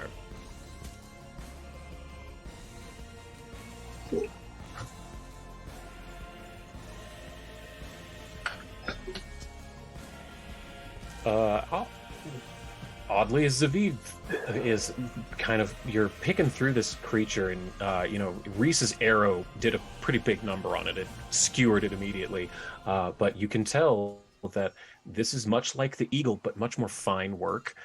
Little tiny like eyeglass screws that are riveted directly into its fragile little sparrow bones or robin bones, whatever it is. And you're looking specifically at its eye, this weird aperture kind of an eye, and you recognize that kind of a pinhole aperture is good for something you remember hearing about in your youth called a camera obscura, which can take an image and like project it somewhere else through a tiny hole. Can I tell if this thing is just using that as a means of its own sight, or if it is actually, these are little spy drones and they're magically sending these somewhere? You're half right on the second one. It's not using that for its own sight. It's taking those like flashes and it's storing them somewhere else. You don't think it's being broadcast, but you think that this thing may have them on it. Like if it had gone back to the hideout, you think they would have figured some things out. I see. I'll relay that information. I think this thing is supposed to broadcast. Not broadcast. I don't know what that word even means. No, this is like it records an image, and then when it returns to its masters, it can project that image to give them sight as to what's going on. It's all non-magical. This is a very sophisticated piece of artifice. Well, glad I shot them down as soon as I saw them. Yes, it was very smart of you. So you were wanting to check out this wolf as well, is that correct? Okay. Check on them. Yeah, sure. Nature or yeah, nature's fine in the tower. Well, these wolves are definitely much larger than any wolf you've really ever come across in the wild. It seems like they seem unnaturally large, as though something is maybe breeding them to be big, or maybe it's magical. But with how little actual magic you've seen from these people recently, you think it may be leaning less away from magic. Can I do a detect magic? Sure. So you basically just say that you're detecting magic, and yeah, you don't detect any magic on these creatures. Okay. Well, I take that back. You detect a very small amount of magic, like on their claws and coating their fangs. There's essentially a magical enchantment to make them harder, but nothing that you wouldn't have on your weapons. Nothing that you couldn't get at a blacksmith. Okay. Extraordinarily minor magic. I really that to everyone, that they're giant wolves, bigger than normal, but have magic teeth and little footsies for sharper and harder surfaces. And Reese does say footsies. Khan, with your crafting roll, you're kind of looking at this wolf and you realize that its claws, and from Reese saying that, you realize that its claws they do have little reservoirs that go up their legs into like a fuel reservoir. And so they take in like a fuel and electricity to warm them, and that's why when you got sliced, it burned you as well as cutting you. Gotcha. They are actively heated claws. And in addition, when you got bit, you recognized the negative energy that got pumped into you. That is very clearly being shot. You again find one of those batteries. I have an image of one of them. Let me see here. And this one's quite large because it's in a huge wolf. This wolf is category huge. It looks like this. Yeah, it is. It's here at the back of its neck. It's attached, and it connects into its nervous system, as you've discovered at this point. And you get the sense that its fangs are wired into this thing as well. So it was pulling power off of it to empower its bite. And that's pretty much all you get from this. And At the rate things are advancing, they're going to invent time travel to assassinate us before we get to the base. Perhaps. Yes, that is what you discover about the wolf. Horrifying. Thank you. You're welcome. I was hoping this chapter would be particularly horrible or horrifying. Horrifying is a better word. Yeah. Now, what do all of you make of this then? This reminds me of that white squigger what I found eating my sheeps. Definitely the same make. Yeah, this is new technology. I don't like it. Give me the old ways. Part of me really likes it. The other part of me doesn't like how they're utilizing it. It's unnatural, it is. You don't hurt other animals for that. Whoever's doing this needs to pay. That's all Gazcol knows. I can't believe that this has been happening right under the nose of Chieftain Halfman this entire time. What is wrong with these gnomes? I would love to find out. Hopefully we can before we kick their asses. Do you think we should get off the road? Perhaps. It seems they don't know we're here yet, but they might soon if we leave these dead dogs here. They're guards. Yeah, that is a good idea. Here, let me help. And Mythanar starts trying to drag this thing, and even for him, it's quite heavy. Is he in his giant form? I guess he still would be. It's been, well, no, because at this point you've done kind of your autopsy and shit, and it only lasts a minute, so no, he's not in his giant form anymore. But it's been long enough; he could do it again. So Mythar's going to rage and become huge. Oh, and I can definitely help him move it too. Sure, yeah, great. So yeah, between the two of you, and Reese, if you help at all, you're able to get this wolf's corpse just kind of out of the way. Do you like put it in the forest, or what do you all do with it? I think we should bury it. I was thinking the same, actually. Okay. Yeah, no problem. So it takes maybe a half hour or so, but between all of you, little bits of magic, telekinetic projectile, Mythanar being huge, you get the Ares digging like a fun, happy little dog. He's being a big puppy for a moment. And you get this thing, you manage to put this giant, both of them, I guess there's two of these things, giant cane androids into the hole and get them covered in dirt. Yeah, this whole technology thing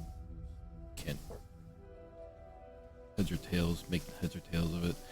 Like, I can barely understand like clerical research most of the time, so it's a whole new thing for me. You guys are much more adept.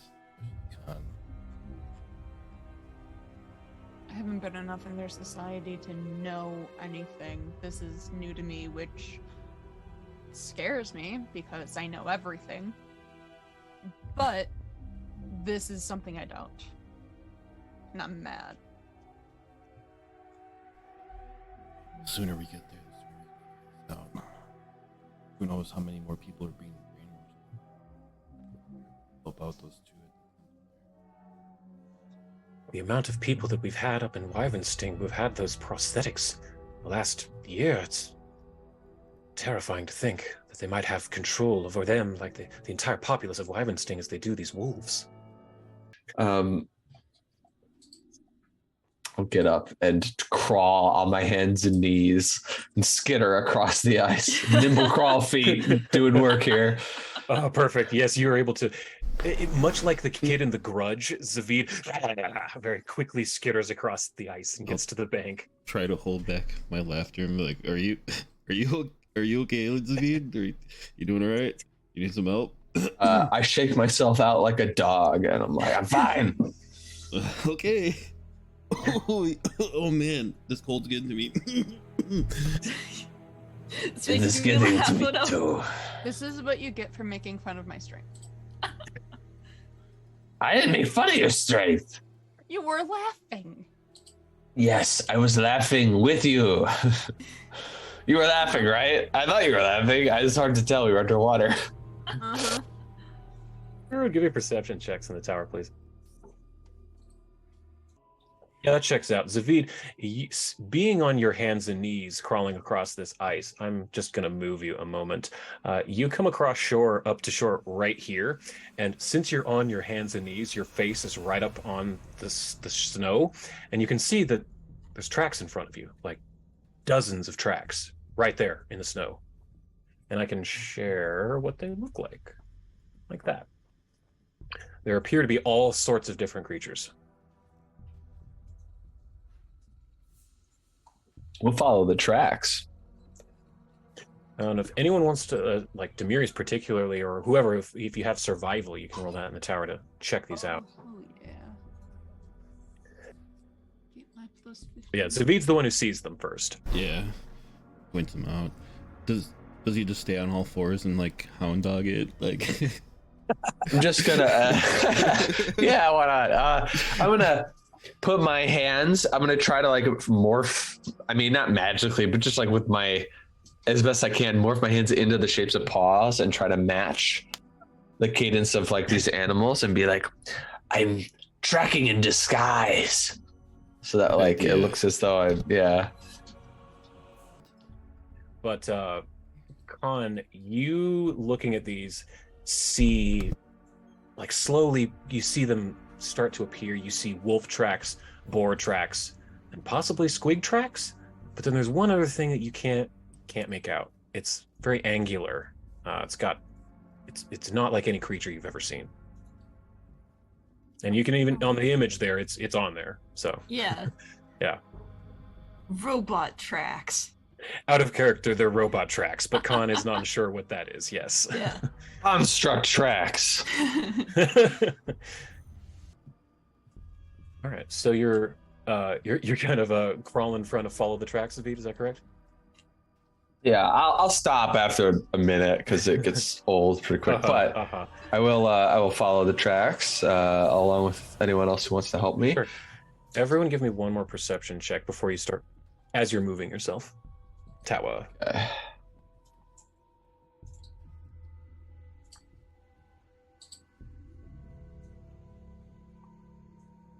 Khan, as you're walking up this first vertical path, do you see that rock that's sort of there in the path? Yeah. Right at that rock, as you're passing it, being so small and low to the ground, you notice something sticking out of the snowbank. Catches your eye. It's a little red glint that you notice. I kind of like put my arms back to gesture to people to like stop for a sec. Okay. And what do you do about it? Small spot. You just see a small little thing of red poking out of a snowbank. It's very little, like this big.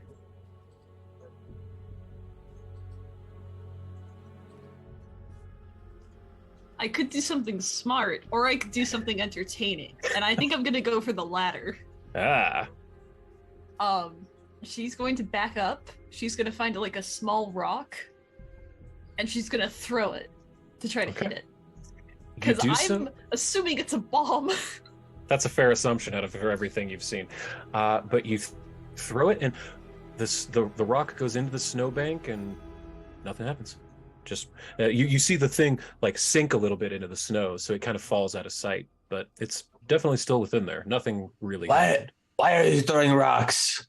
I thought that was. Do you see that red glow over there? I thought this was a bomb trying to kill us.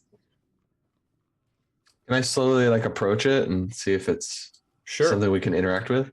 Yeah, as you get closer, you look down into the hole, and you press see. X to interact.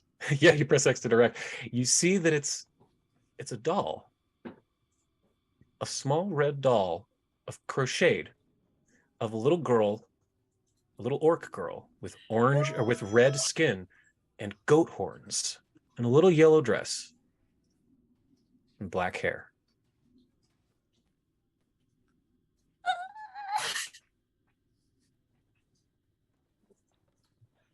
Now, question. Mm-hmm. Did we know that she had a doll? No, but you know that she has red skin and horns. They turned her into a marketable plushie. My God. Brilliant. No, a fate worse than death. All right. Does anyone have locate creature? I know I do, but I just want to see if anyone else had that one prepared. I gotta say, that was a lot of fun to make in Photoshop. It's very cute. Yeah. Props to the person who made the crochet orc girl on Etsy.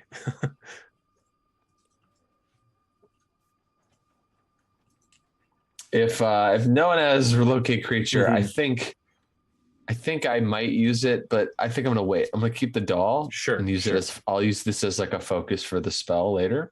Absolutely. So let me drop that in your inventory then. The Toba Halfman's doll. There you go. It's in your inventory. Good. I'll set a con. Good eye for locating that. That means we're on the right path here. She's been through here, I think. Mm-hmm. But do we go up the path, or does it seem like there might be a secret entrance inside one of these cliff faces? Wait, hold on. How does detect magic work in Pathfinder to the extent of would I be able to see any magic trail coming from the doll to like upwards, see if there's anything? Possibly. You basically just say you're detecting magic, and I tell you if there's anything within range. Yeah. Sure. So the doll is unmagical. It's a completely inert, it's a doll. That's literally all it is. But you are detecting illusion magic from your northeast, not very far from you, up the cliff face a little bit. I relay that to the group. I'll corroborate it once I detect it as well. All right, let's go. Yeah, what's the first? Not me. Between the two of you, you're able to kind of pinpoint and triangulate that the illusion is coming from that area. Yeah, let's go. Okay, so as you you follow the tracks up to the west around that little switchback up to the roughly here-ish area, and you get up to these trees here, and you see that the tracks seem to simply stop in front of this seeming impassable wall of thorny brambles and branches and trees and vines. But the tracks stop dead right in front of them. I think we can keep going. You take a step, and just like walking into the mirrors in the Matrix, you walk straight through it without any issue, taking no damage from the thorns. We during the Plague Stone arc, like we actually came across that secret base, the alchemist base, because it had a wall of brambles that we could just walk through or whatever. That's right. Yeah, so you're able to no problem walk through, and as you do, you get to the other side, and let me make this visible this time. You see that the tracks continue. They start walking backwards from this point on. But they do continue. Yeah, that was, and there is a small box on the ground that you nearly trip over, Zavid, that appears to be what was projecting that, like, hologram, the illusion. It's just like a little tinker toy that was projecting it. Huh. I'm not going to bother it. I'll just kind of take a note of that. Be like, we don't want to make them know that we fucked up their whole defense. All right, so you're making your way following those tracks, and eventually they kind of break off and go over into sort of a little narrow valley. But you see sort of a way to follow up the rocks, so you can still follow the trail, but still remain kind of out of sight up in the rocks.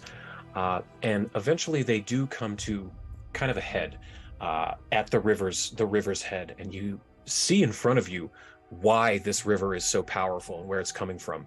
There's a massive glacier at the tip of this mountain that you're standing in front of looking at. And you're standing upon a cliff high above the end basin of this glacier looking down. And could everyone give me perception checks in the tower, please?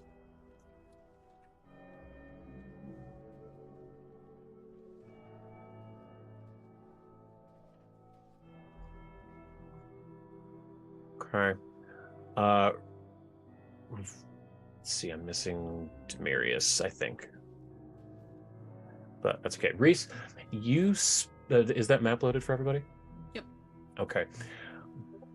You notice that down far at the base of this this glacier, something that almost looks like a gear, like a sprocket or a cog, but big, sunk into the side of this glacier.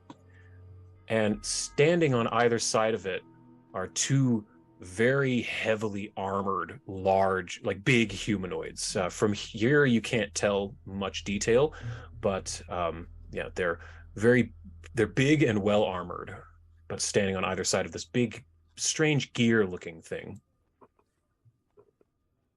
All right. If my warden step isn't activated, let's activate it right now.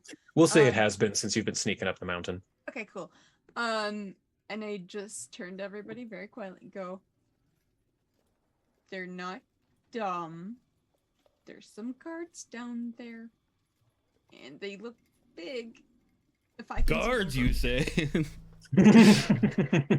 Demarius, no.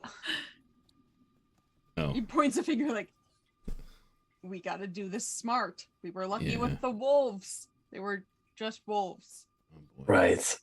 We're trying to save this little girl. We don't want to put her at risk. Yeah. We could test to see what they will guard against.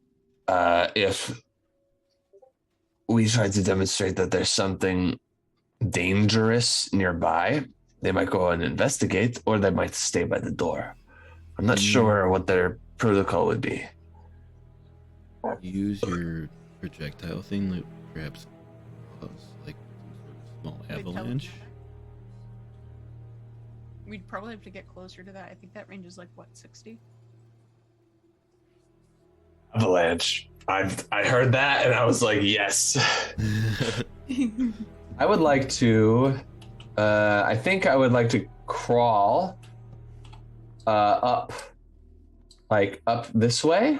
Mm-hmm. Is that like a possibility that like I could do that without falling to my death? Sure, give me acrobatics. It can be public, but yeah. So you got a 33 on your acrobatics. That's great. Yeah, you're able to, without much issue, get up and kind of shimmy across the sides of those rocks.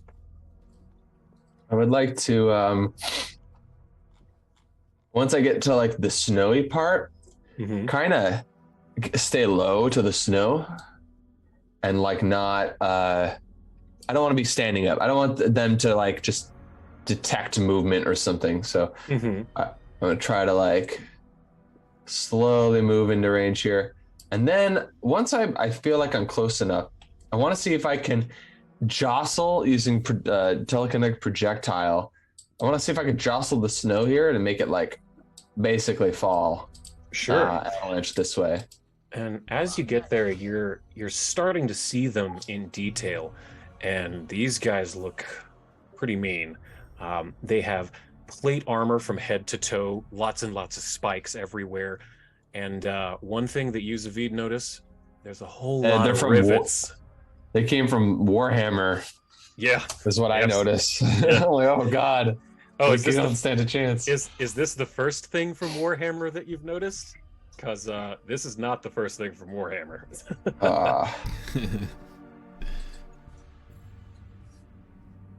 But yes, you do notice that they look really, really, really heavily armored, and there's a whole lot of rivets in that armor. But yes, you're able to get up there and go ahead and just roll your 2 hit on your telekinetic projectile in the chat. All right. Let's see. I would like to use a hero point if I have one. Can I do that? I think you have 2, or you have at least 1 because it's the new day. Yeah, we started. Yeah, so okay. Let me give you 1. There you go. Yeah, if anyone has 0 hero points, you have 1.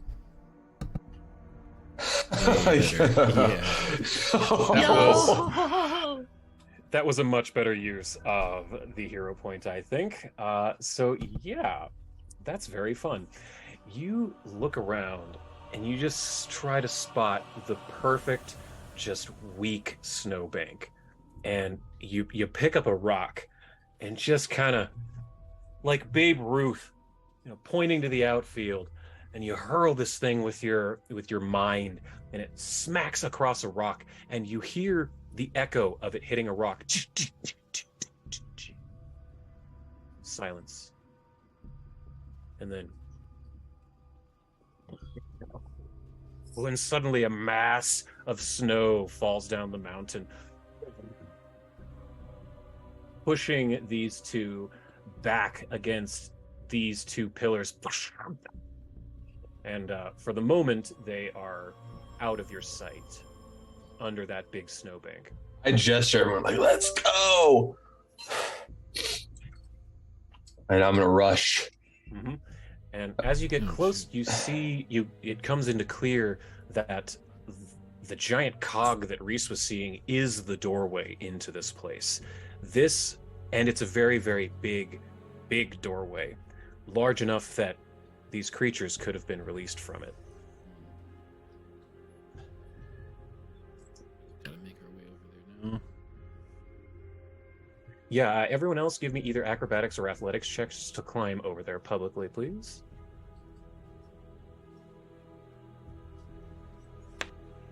Oh wait, publicly? Shit. Yes. That's all right. You got a 31, Reese. I'll just tell you that. So Demirius, you critically fail, and you fall down to, let's see, here. Make a reflex save. No. Can I help? How? You're all the way over there. Yeah. Wait, Demirius? Demirius, Oh, yes. sorry. I thought you said Reese. I was like, I'm right next to Reese. Yeah, Reese Well, was like, boop, boop, boop, boop. Luckily for Demirius, I rolled minimum damage, so you only take 2. And you're able to grab yourself, so you don't fall extra. So you stop right there, Demirius. And Con, you have no problem being able to make it across to the other side. All right. However, Mythanar rolls a nat 1 and falls right next to you, Demirius. So like grab onto him, keep him from falling. He's just like upside down in the snow, like, haha, come here often. He's just lucky that Reese didn't see It's just it. his legs sticking out upside down. Okay, he got a 36 reflex save, so he also saves himself. Hey, that's a bit of a fall, isn't it? He sits up and he calls up to Khan. Watch yourself. That last step's a Lulu. Then he just wouldn't continues say to that, move his but way. yes. Not made for us big boys. All right. So it's relatively safe going this way, right? It is appears to be locked. But we you have can the attempt to, yes, you may attempt. Yeah. But actually, give me a crafting check first, Con, in the tower, please. Sure thing. My handy dandy blowtorch. That's the best lockpick. Yeah, this is a very strange door. It doesn't have a handle. It doesn't have a lock hole, like a keyhole. It seems as though it's two big gears that have gone like this from either side, closed in. So, but it seems like there's stuff you could mess with, but it's kind of closed like this, Gotcha. like teeth. Mm-hmm.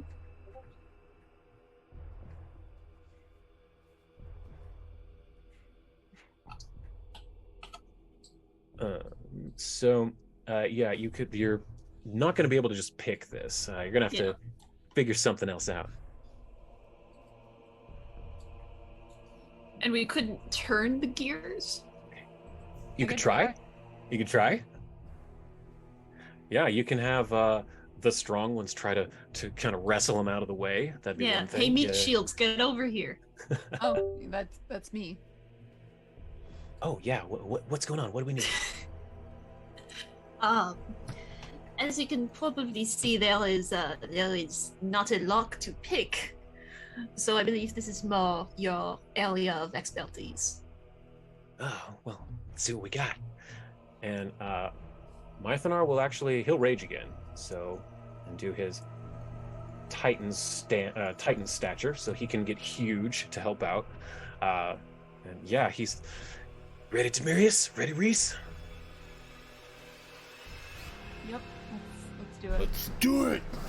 All right, so all of you take a +2 to your athletics check since you're both doing this together, and then roll public athletics.